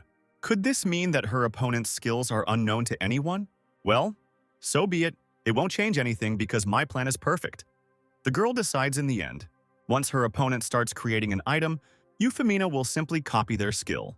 If both opponents use the same skills, the luckiest one will be the winner. But in any case, the chances will be 50-50. Will I be able to win? The girl doubts. At this time, Yanwu had already started making the dagger. He has already started forging this dagger? The girl is amazed. But then she immediately reassures herself that she just needs to copy his skill. And after that, the winner will be the one with the better weapon. She owns an epic-grade Blessed Blacksmith hammer. Its attack power is 50 to 70 units. The probability of creating a rare item is 15%. And the probability of creating an epic item is 5%. It doesn't matter how good the item is. If I don't have the necessary skills, then it's useless, Efemin thinks. Therefore, her decision is the most correct in this situation. And the girl activates the ability Observe Skills. She focuses all her attention on the enemy. However, the girl is in for a disappointment. Did you want something? Asks Yanwu, who noticed her gaze. You cannot determine the target's skill because the skill observation level is too low, a notification appears. This is impossible. My observation of skills is at level 7. The girl is insanely outraged because already at level 5 she was able to copy advanced blacksmithing. Is it possible that this person has already become a master? The top blacksmiths have only reached the intermediate level of mastery, so how could my skill not work? The girl panics. Don't tell me he has an epic class too. She understands. At the moment, only she, Agnes, and Katz have been able to obtain the epic class. Then he has some unique class. The girl decides. If everything goes like this, I will lose, she realizes. Euphemina calls Rabbit and asks him to make sure that her opponent's mentor also participates in the competition. The man is extremely surprised that Euphemina is asking him to change the rules while the competition is already in full swing. He has no choice but to submit, otherwise they will lose. Something happened? Yanwu is surprised when he sees Rabbit talking to the host of the competition. Sir Han, please come on stage. Miss Arena wants to see you, the host calls out. She says that a student must perform together with a mentor. He continues. The crowd is incredibly surprised and admired by the girl's courage, because she will be competing alone against 2 blacksmiths at once. If they ask, then let's work together, says Old Man Khan. He is grateful to her for the opportunity to work with Yanwu, because he respects this guy as a professional blacksmith. Okay, let's ruin her plans, Yonu decides. Euphemina is extremely pleased that everything is going as it should. It was from Old Man Han that she would now borrow his incredible skills. This time, everything goes as planned, and the girl manages to analyze and copy his skill. Now she can use the 3rd highest level blacksmithing once, and since now the strength of both of them is equal, her opponent will not be able to change anything, even being a master. Now everything comes down to luck. Let's see who will come out the winner, Euphemina decides. Loud cries praising the girl continue to echo throughout the square. Euphemina turns around to see how things are going with Grid and Old Man Khan. They are still working on the outline of the blade. How sad, because I have already finished forging. She smiles. As long as luck is on her side, she will not lose. At this time, Yanwu receives a notification that the skill Legendary Forge Patience has been activated. Now his health, stamina, and agility are increased by 200% for 1 hour. So far, everything is going great and Old Man Khan's concentration is just at its best. Iron and fire, I feel their combination perfectly. Everything is just wonderful. Yanwu rejoices. The Legendary Forge Breath skill has been activated, the new sign reads. This is the moment when fire and iron come together. Yanwu smiles. Rabbit is watching the competition closely at this time. From his expression, it's easy to tell that he expected something completely different, and that Yanwu's success obviously doesn't make him happy. Unbelievable, I am so glad to be part of this event, admires Old Man Han. This is the horn of the Minotaur that we use to make the handle, and it costs a whole 10 gold pieces, did you know that? Yanwu tells him in response. They are interrupted by the enthusiastic cries of the crowd. Ephemina has already finished her work and her dagger is ready. It is as incredible as its creator, and such a beautiful piece was created in just 3 hours. Yanwu doesn't want to admit it, but the dagger really turned out great, and the girl turned out to be quite talented. Should we now determine its characteristics? The host of the competition shouts at the top of his voice. After determining the characteristics, everyone will know that Ephemina has created a bewitching dagger of epic class. Its attack power is from 122 to 127 units, and it also gives an 8% increase to attack speed. This is a dagger created with grace and first-class blacksmithing experience. Its deadly beauty can stop the enemy's heart, because there is a possibility to bewitch the enemy. The requirements to use this beautiful dagger are level 100 or higher, dexterity of 200 units, and intelligence of over 30. Don't get distracted, concentrate on your dagger, Yanwu says to himself. Incredible, this is a dagger that can charm a person. Valmont admires. Old Man Han was also surprised. He didn't expect this girl to be able to compete with him in skill at such a young age. But that's nothing to you, right, Grid? Khan smiles. Of course, I just finished creating mine, Yanwu replies. It's a bit worrying, in case the audience gets a heart attack when they see it. The guy grins. However, his triumph is interrupted by suddenly opening doors. The guards, armed with strong, sharp spears, are already rushing towards him. Yanwu can't understand what's going on and what they need here at all. You are a villain, one of the guards shouts. We have received information that you are an accomplice of the criminal Kuroi, and we will arrest you immediately. What did you say? Kuroi was captured? Old Khan cries out indignantly. What a pity, Valmont grins. Khan realizes that it was he who set everything up and called the guards when he realized that he could not win. Why should I work with Kuroi? Let me go! Yanwu screams in impotent rage as the guards take him away. I've seen a lot of different things in 20 years of work, Rabbit thinks at this time, looking at the dagger made by Yanwu. But even Arena's dagger can't compete with such an object. Here we lose. We had to resort to such measures only because of that guy, because he created a truly amazing object, says Valmont, approaching him. We will lose public support if we declare a winner in this situation, Rabbit says.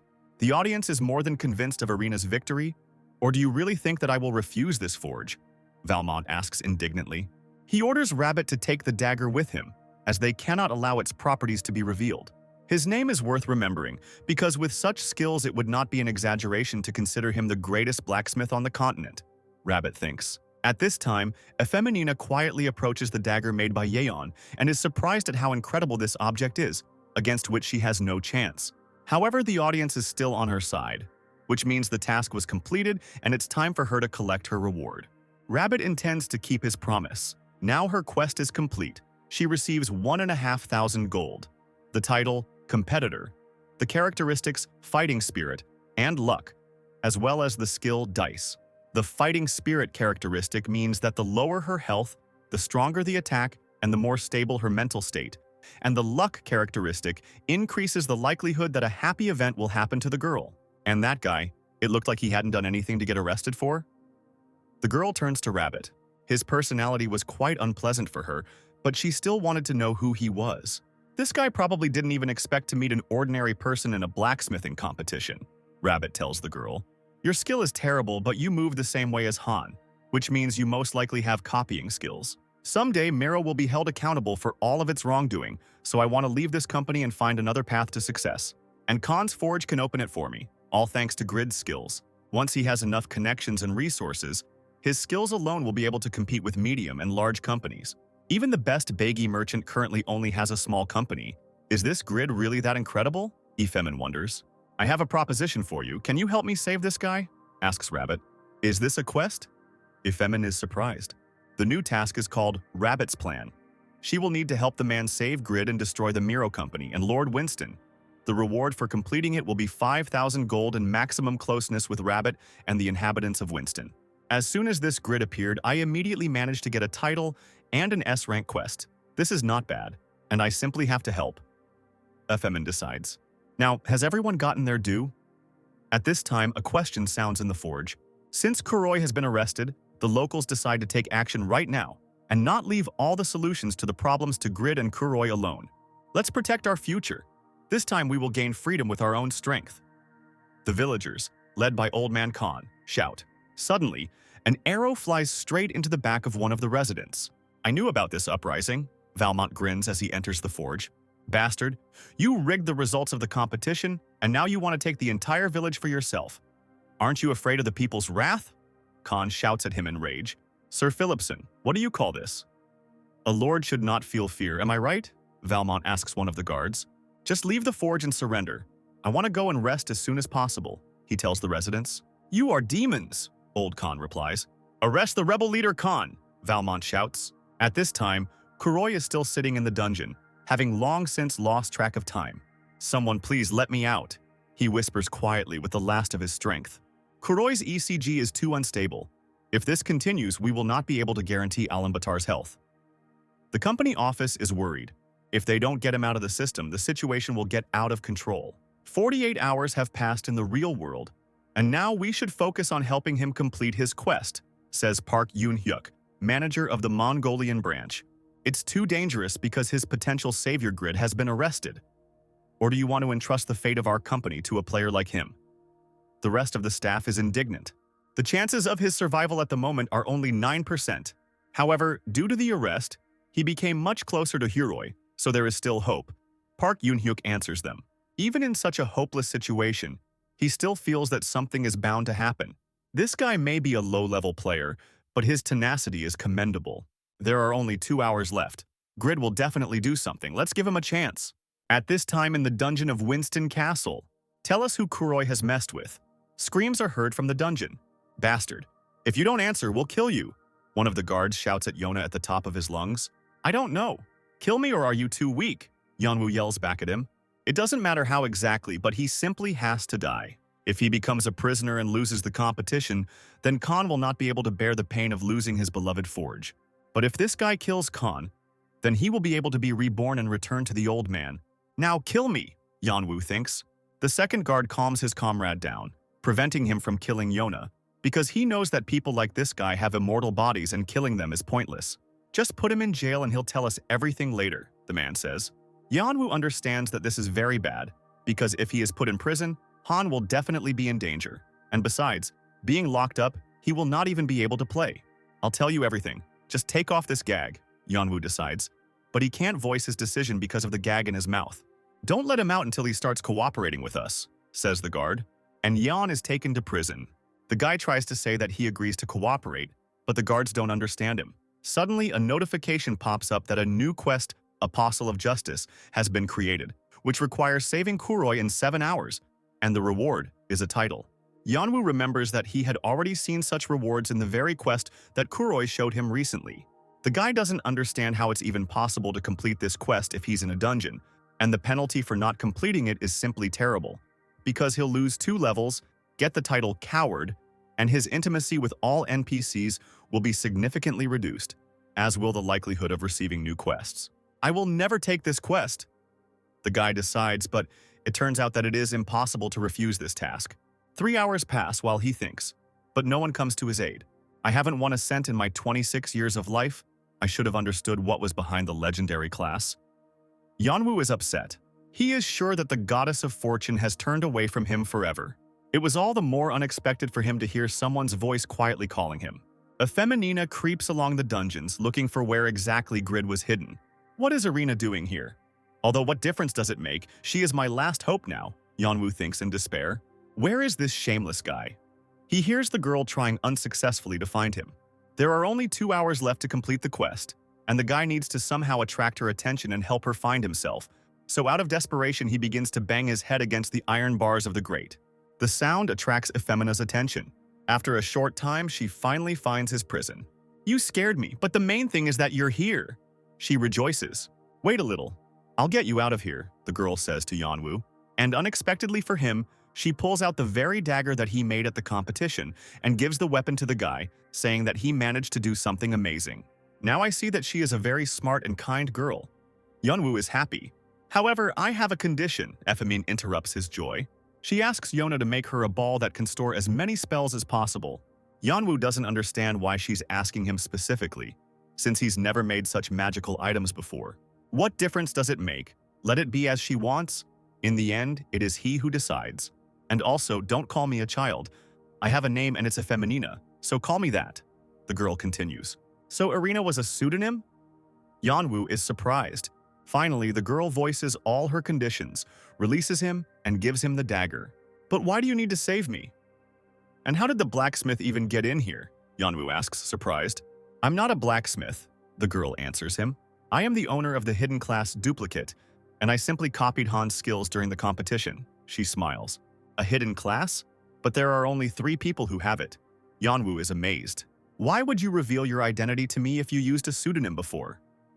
He doesn't understand, and the girl explains that now everything has changed and they have become partners. But you also have a hidden class with at least a unique rating, right? Ifemin asks the shocked guy. How did you know? Is it possible that you liked me? Yanwu answers, making the girl angry and blush. I don't know what class you are, but you should fight at full strength, Ifemin tells him. Otherwise they will kill us, the girl finishes, looking at the crowd of guards quickly approaching them. The girl had already managed to count them, and there were at least 100 guards, so she needed Yeon's help so that they could survive. I only have a dagger, how can I help you at all? Yanwu panics. He looks at the stats and sees that it is a perfect dagger of a unique class, with an attack power of 242 to 264, with built-in skills of wind strike and fast movements. In addition, there is a possibility of instantly killing the target. Was he really that good? Yanwu is amazed. This item is created by you. You have reached 100% understanding of the item. A notification appears. You do not meet the requirements and penalties will apply. The attack power of the perfect dagger is reduced by 20%. However, half of the effects inherent to the item will be available. It's so cruel to be fined while being the creator of this item, which upsets Yanwu. Wasn't one of the conditions the highest level of dagger mastery? But you are a master blacksmith, not a killer, so how did you do it? Efemin is indignant. This child seems to have already looked at the description of the dagger, and now seeing her confused face is really cute, Yanwu thinks. They're coming! Efemin screams in panic. Yanwu barely manages to dodge the first blow, watching as the blade flies past his head and hearing the whistle of the air being cut. And only by a miracle does he manage to avoid being wounded. Little brat, you should have warned me about this, the boy scolds. Without wasting a second, he enters the battle with fury. His body tenses, concentrating energy, and, shouting a battle cry, he uses a new skill, Wind Strike, releasing a powerful gust of air that can knock the enemy off their feet. The blast wave from the new skill hits the guards, and several of them are sent flying far away, crashing into walls and falling to the ground like broken toys, bruised and disoriented. Are you going to watch like this, Efemin? The guy starts to get indignant, noticing that the girl is only watching the progress of the fight. My only goal was to free you. Now I can rest. Besides, my skills are very expensive, she replies. Don't be greedy in such a situation. The guy is indignant. He only had 1 hour and 25 minutes left to complete the quest. I don't have any time, and I won't be able to deal with them all, he thinks in a panic. Efemina, don't be stubborn. There is someone else we must save. Someone else? The girl is surprised. But I already saved the old man Han on the way here. Was he arrested too? Sure, thanks for that, but the one we have to save is another guy and his name is Hura, Yanwu says. I've only met this guy once, so I don't know all the information about him. I don't want to waste time on a stranger, it's quite a chore, Efemin says tensely. I don't want to participate in this either. Just listen to me, you impudent child. Yanwu explodes. Didn't I tell you? The girl begins in a calm voice. Don't call me a child, she finishes in rage. Spear of destruction, cries Efemin. The wave of her power spreads out like an invisible wall, and a significant portion of the guards turn to dust, their bodies flying apart as if they were struck by some unknown, all-consuming force, leaving behind only smoke and debris. A sudden flash of blinding light from her skill floods everything around her, momentarily blinding and disorienting her, and leaving her eyes dancing with colored spots for a long time, reminiscent of the recent blinding sight. Life leaves the guards so quickly that they do not even have time to realize that death is approaching, and in an instant their eyes freeze and their bodies fall to the ground, without even having time to make an attempt to defend themselves. Be careful, she's dangerous, the others scream in panic. To create such powerful magic without preparation? It can compete with Yura, Yonu realizes. I'll close my eyes this time because we have someone else to save, but I'll be very glad if you don't call me a child anymore, Efemin says, threateningly. I have committed a terrible sin, ma'am, Yanwu giggles tensely. How much longer are we going to walk here? Isn't the 3rd floor the last one? The guy gets indignant after a while, when he and Efemina are going down another staircase. A new notification warns that there is only 1 hour and 10 minutes left to complete the quest. "Are you sure that Kuroi is not above us?" he asks the girl. "I checked the first and second floors while I was looking for you, and there wasn't a soul there. Besides, there's no need to worry because the person who told me about the fourth floor is trustworthy." "But which way should we go now?" the guy asks when he sees a huge number of different stairs appearing in front of them. "They've gone down lower, faster, let's catch up with them." The guard's cries can already be heard. "Let's check this route first." Yonu decides in a flash and is already heading towards the chosen staircase. How could such a beautiful flower grow in this gloomy place? At this time, Ephemin admires the unknown plant. "Wait, don't touch him!" Yonwoo shouts at her. "Look, they're all connected." Luckily, these traps are visible to the naked eye, so they won't be dangerous if you're careful. Literally a second later, an axe blade flies past his face, just a centimeter away, miraculously not hitting him.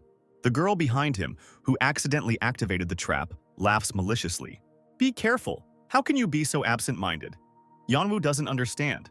Before he can finish this thought, he is again attacked by another trap. Turning back, he sees a happy Ephemenina with a banana in her hands. "Grid, there's another flower here." A second later, she screams again, and this again activates another trap. "Ephemin, be reasonable. How many times do I have to tell you that these are all traps?" Yonu shouts at her in rage. "We need to activate them to ensure our safety when we retreat, and that's what we should have done in the first place. And if you don't even know about that, then why should I listen to you?" The girl suddenly answers him seriously. "Found them. They're here." The cry of one of the guards is heard. Yunwoo suddenly jumps down somewhere, bypassing the stairs, and leaving all the soldiers to Ephemin. "I have no armor, so I will be useless in battle. Destroy them with fire magic or something else, and the search for Kuroi will be on me," he shouts to the girl. How selfish this guy is. Ephemina has never been so outraged. "If I use fire magic in a confined space, we'll get fried, idiot!" She screams in rage, and Yonwoo asks her to at least hold out until he gets back. If she's a duplicator, then that means she can copy other people's skills? Usually, it takes a long time to activate high-level magic, but she can use it instantly. That's cheating, he thinks. But thanks to her, he doesn't have to worry about those soldiers. "I'm counting on you, little one," Yonwoo thinks. The girl uses the skill Ice Queen's Breath, but the soldiers continue to move forward despite this incredible magic. "It would be easier if I used fire magic, but then the whole dungeon would blow up." The girl gets upset. She still has 11 skills left over from the quest with Piaro, so she won't lose to some ordinary soldiers. But the problem is that among all these people there are no 5 Knights of Winston. One of them has disappeared. Let part of the group track him down. One of the soldiers gives the order to go look for Grid. At this time, the girl uses the Sword of Light skill. How strong is this girl? The soldiers scream in rage. "Please come back quickly," Ephemina mentally addresses Yong. She only has 10 skills left and she won't be able to hold back this army. "It's been almost 50 hours in the real world. Someone save me? I can't take this anymore." A scream is heard in one of the dungeons. It's Huroi's voice. Yonu understands and hurries in the direction from which the sound comes. "Because of him I have to endure this torment." He is angry. Suddenly, an unfamiliar man in armor appears on the guy's path. "This is Leo, one of Winston's knights. I know you escaped from prison. And if you have a connection with Kuroi, then you must know why I am here," says the knight. Yonwoo laughs that everyone he met before could only bark. But in fact, the guy understands that things are bad, because the knights are at least level 180. "It seems that you cannot keep your mouth shut," the knight replies. "I'm going to have to teach you some manners. Why did I provoke him?" Yonwoo immediately regrets his actions and uses the skills Blacksmith's Fury and Fast Movements. For the next 20 seconds, his attack power and speed will be greatly increased, and for the next minute, his agility and dodge rate will also be increased. Filled with rage and battle lust with a wild, hate-filled cry, the knight rushes into the attack, his eyes burning with fire and his body tense to the limit, ready to crush anyone who stands in his way. Yonwoo didn't expect it to happen so quickly. Using all his skills and agility, the guy at the very last moment, barely in time, with great effort blocks the attack and his muscles tense to the limit. But he understands that this knight is too fast, and without the dagger skill Fast Movements, he would have been finished long ago. "Insult me and block the attack? Some blacksmith decided to humiliate my dignity?" The knight is outraged to the very depths of his soul. "I'll have to fight at full strength," he shouts in rage. "Prepare to meet your death." The man continues and strikes again. Now Yonwoo has received 17,300 points of damage. But since his health reached the minimum mark, the skill, A Legend Does Not Die So Easily, was activated, so he will be invulnerable to any attacks for the next 5 seconds. What is this incredible power? I need to drink the potion immediately, the guy decides. However, suddenly the knight stops abruptly for some reason. And then Yanwu realizes what happened. He remembers how Efeminina warned him that if he used fire magic in a confined space, he would definitely get fried. This knight used the skill Dust Explosion and destroyed himself. It's just the difference in our skills. Yanwu laughs contentedly. It's impossible, Winston's knight only manages to say before he dies. Yanwu defeated the knight and received the title of Night Killer for this, and also picked up the prison key. This guy is now level 45. At this time, Kuroi in his dungeon had already lost all hope of salvation. The silence that had fallen over the room was suddenly broken when the door opened smoothly, almost silently, and a figure entered the room, causing him to flinch in surprise and become wary. The bright light blinds his eyes, which have become unused to it during his time in captivity, and he does not immediately understand who exactly is standing in front of him. "I was planning to beat you up," says Yanwu, who entered the dungeon. "But you look like you're going to die," he finishes, puzzled. The quest is completed, a sign appears. "So you are my savior," smiles Kuroi. Now Kuroi has received the second class, Comrade of the Apostle of Justice, and a new characteristic, Courage, has been opened. He has also learned new skills, Unbreakable Justice, Sacrifice in the Name of Justice, Steel Will, and received the title One Who Overcomes Difficulties, and also opened a new characteristic, Perseverance. "The quest is complete," says the sign already at Yanwu's. He receives the title of Apostle of Justice. He has unlocked a new stat called Courage. All other stats get a boost of 10, and he has now learned a new skill called Unbreakable Justice.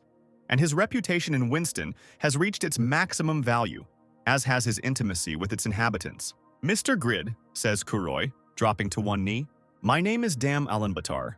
I am a descendant of the Blue Wolves, and I will be faithful to you.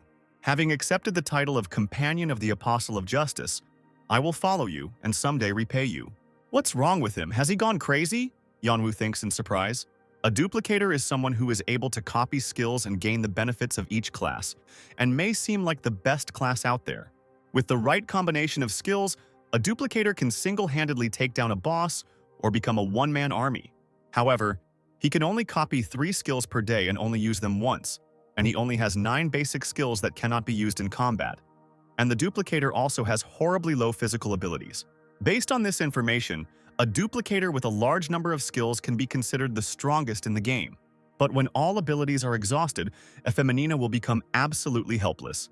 It's unbelievable, she single-handedly destroyed several hundred soldiers. One of the guys in armor is indignant. "The elite knights are still alive? I used all my skills, but they don't know about it. So they are afraid to attack me," Efemin thinks tensely.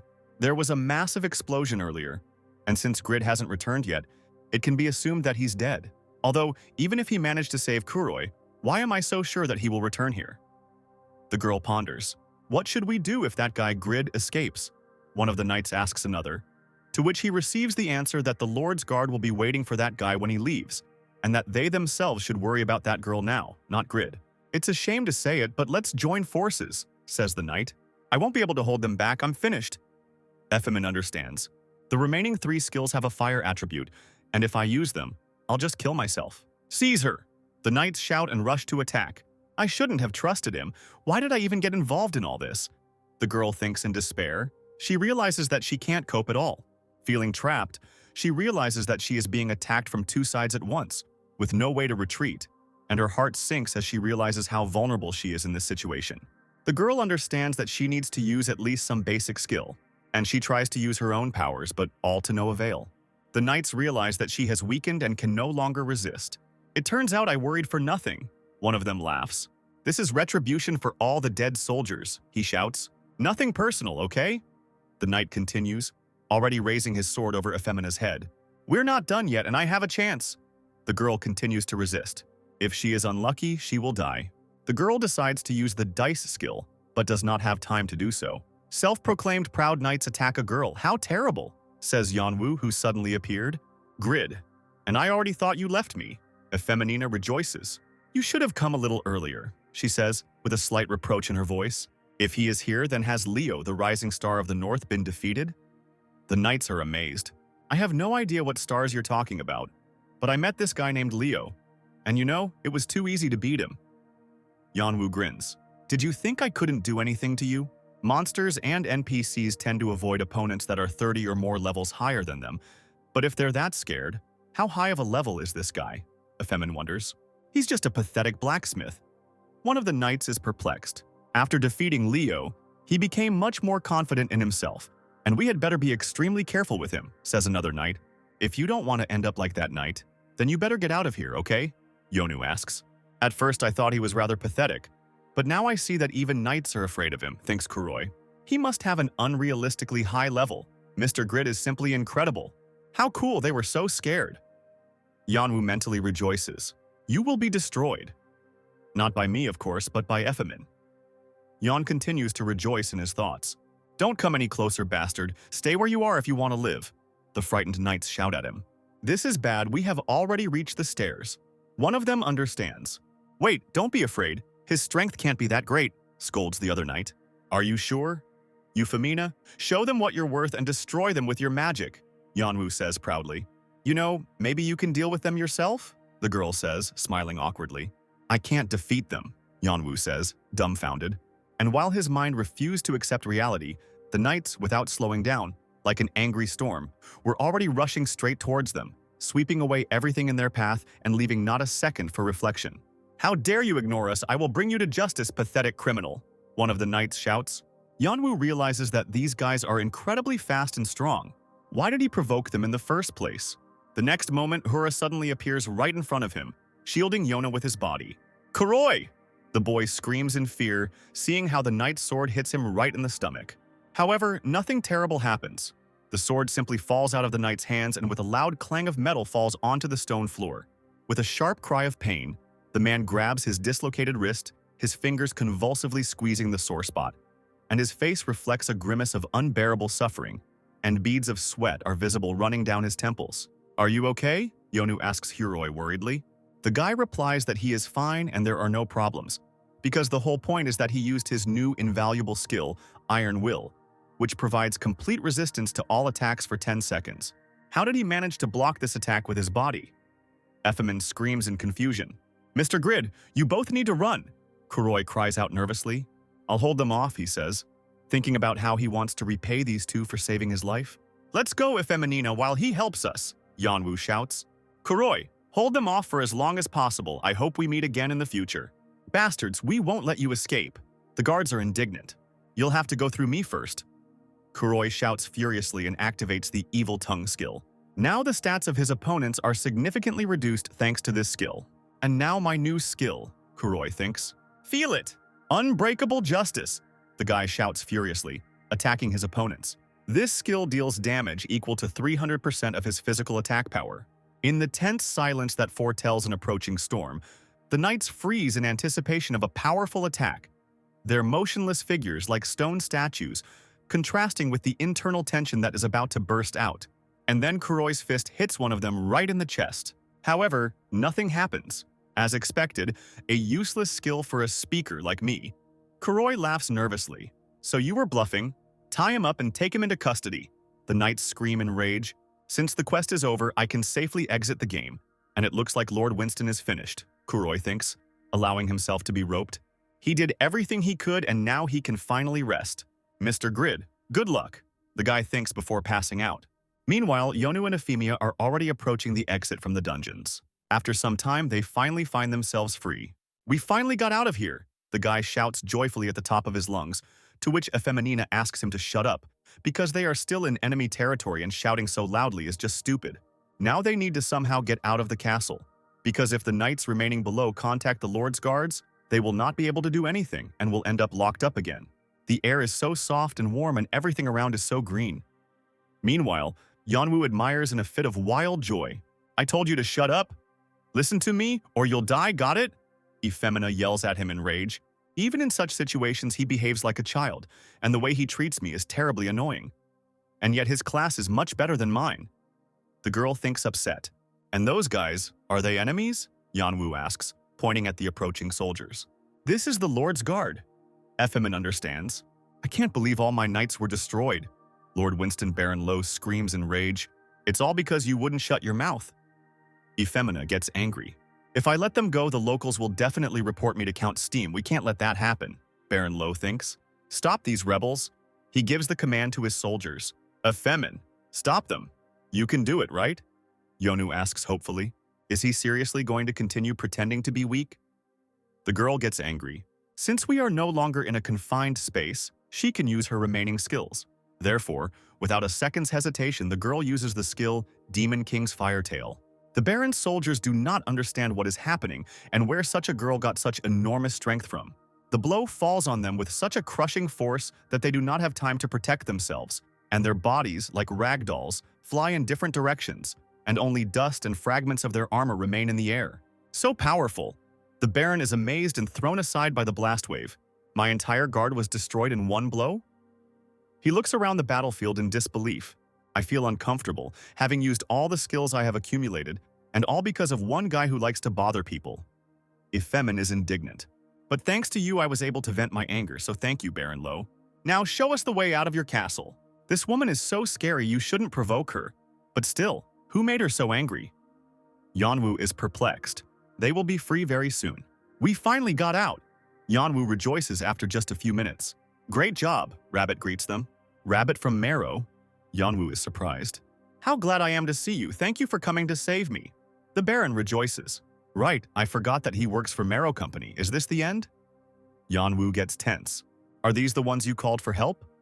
They look strong, says Effemina to Rabbit. She also collaborated with the Marrow Company, so why did she save me? Is this really a trap? Yanwu continues to not understand. What's going on? It'll be hard for me to stand up to them if they're all against me. My stats are pretty high for this level, and I also have 4 titles with pretty good bonuses. There are 10 fighters standing there. The only good thing is that their equipment is not very good. However, I don't have armor.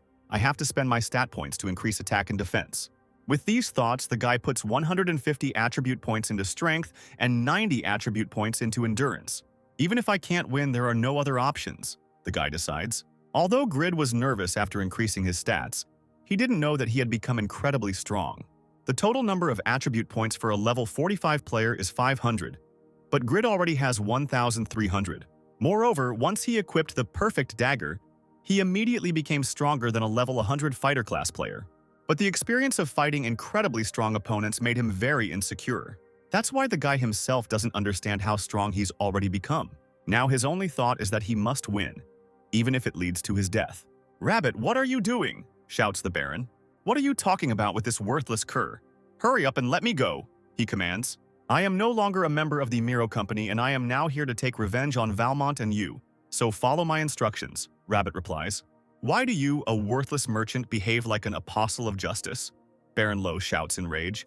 I'm a salesman, so I always look for the benefit in my actions, Rabbit calmly answers him. And now I choose Mr. Grid. With your skills, you can create incredible things, but you can't reach your full potential on your own, he tells Yan.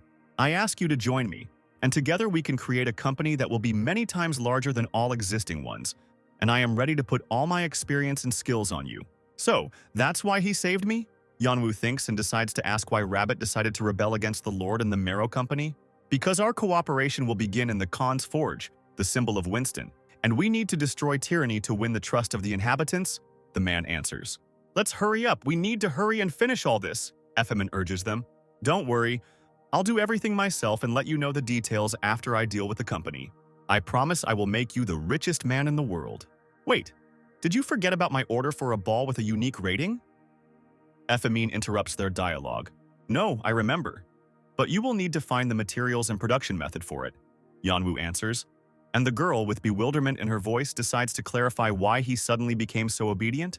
Because I always keep my promises, Yanwu firmly answers, mentally rejoicing that he will now have a free production method. Then I'll let you know when I find something, Effemin decides. It was fun. See you soon. The girl smiles goodbye. Is it really over? I'm so tired, it's time to quit the game, Yonu decides. I have found a gold mine, which is owning a small or medium-sized company, he reflects happily. Finally, I will become rich. It looks like Mr. Grid was afraid of you. Did something happen inside? Rabbit asks Euphemina. He's not afraid, he just likes to fool around. The girl laughs awkwardly in response. This guy has enough strength to defeat one of the Lord's knights in a fair fight, she says. But the blacksmith can't be that strong, can he? Rabbit doesn't believe it. Pagma. Here he is, the one who fits these requirements. The man understands. Considering his blacksmithing skills and strength, it's obvious that he's Pagma's successor. I never thought I would come across the work of the legendary blacksmith's successor, and creating a large company now does not seem like just a dream. However, his ideas were not destined to come true. The Miro company experienced the actions of Effemina and Rabbit. After this, the actions of the company and the Lord became known to Count Steim, Valmont, and Lowe were sent to the fort. A little later, they were executed by order of the Count. However, during these events, Rabbit was sent to prison for 10 years because he could not predict that Count Steim would be such a strict person and would not forgive anyone in the company. Although I was able to save my life and even take part in the life of a new legend, once the tyrants were driven out, Winston recovered fairly quickly. That's how the team of a beautiful lady and a novice blacksmith brought peace back to Winston. One of the townspeople tells this story to the local children. Such an interesting story, the unknown girl tells him. This is for telling it to me, she says with a smile and hands the storyteller a few coins. I haven't met you before. It looks like you're new here. The man is surprised, gratefully accepting the coins. We will see each other more often from this day on. The stranger answers him. Please tell me some more interesting stories. The story returned back to the events at the Yatan Temple, the man continues, because Count Steim appointed his daughter Irene as Winston's new lady. At this time, breaking news about the game Satisfy appears in the real world. The second class appeared for the first time in this game. I just got word that it's a Mongolian player, which is very surprising considering there aren't many users there. The UK representative is surprised. Say Group is trying to rule the world with a game we should stop people from playing. Chinese representative is outraged. In Japan, they are confident that the next second class will be received by a player from their country. The Japanese representative is confident of this, even though the game developers and most of the users are in Korea, because they have no other outstanding top players except Yura. Therefore, their chances are zero. In Korea, they talk about how the second class increases the number of weapons available for use, as well as all skills and characteristics. In addition, the second class player also receives 2 additional attribute points with each new level. 2 extra points. But that's cheating. The player who got the second class is incredibly lucky. I envy him so much. Yanwu weakly protests. Evening gradually approaches again, and twilight falls upon the city. It's time to stop going to work, Yanwu confidently declares to his family at the table. You'll be lazing around all day again, his father shouts at him angrily. How can you be so selfish at such an age? You are my brother, but I find you pathetic, the sister thinks sadly. You still have debts? So don't tell me you've decided to participate in some kind of financial pyramid. His mother scolds him. That's not the point. I just play as a blacksmith and can sell the things I create for money, one incredible merchant said. That will help me start earning as a company director. Yonu happily explains to his family. A spoon immediately hits him in the forehead. So you just want to play? Did I understand you correctly? The father shouts. Brother, if you could earn money right in the game, would you have so much debt? Face it, the sister quietly tells the boy. But I got the legendary blacksmith class, so everything will change from now on. Yona tries to convince them otherwise. Stop talking nonsense, tomorrow you'll go look for a job, the father says in a tone that does not accept any objections. Nobody listens to me, it's so upsetting. Yonu is sad. As I thought, the problem is money, he reasons sometime later. I need to earn their trust to stop working. Okay, it's worth accepting Rabbit's offer, Yonu decides. With the knowledge of the second person in a large company and Khan's Forge as my base, I will be able to achieve good results. And then, finally, I will be able to convince my parents. With these thoughts, Yanwu dives back into the game. Grid, you've come. Old Khan rejoices at him. It's so peaceful here now. It's good that we've sorted out all the problems. The old man rejoices, and Yanwu immediately asks if Rabbit has come. Khan understands that the guy is not yet aware of everything that happened and says that he has something. This is a letter from Rabbit.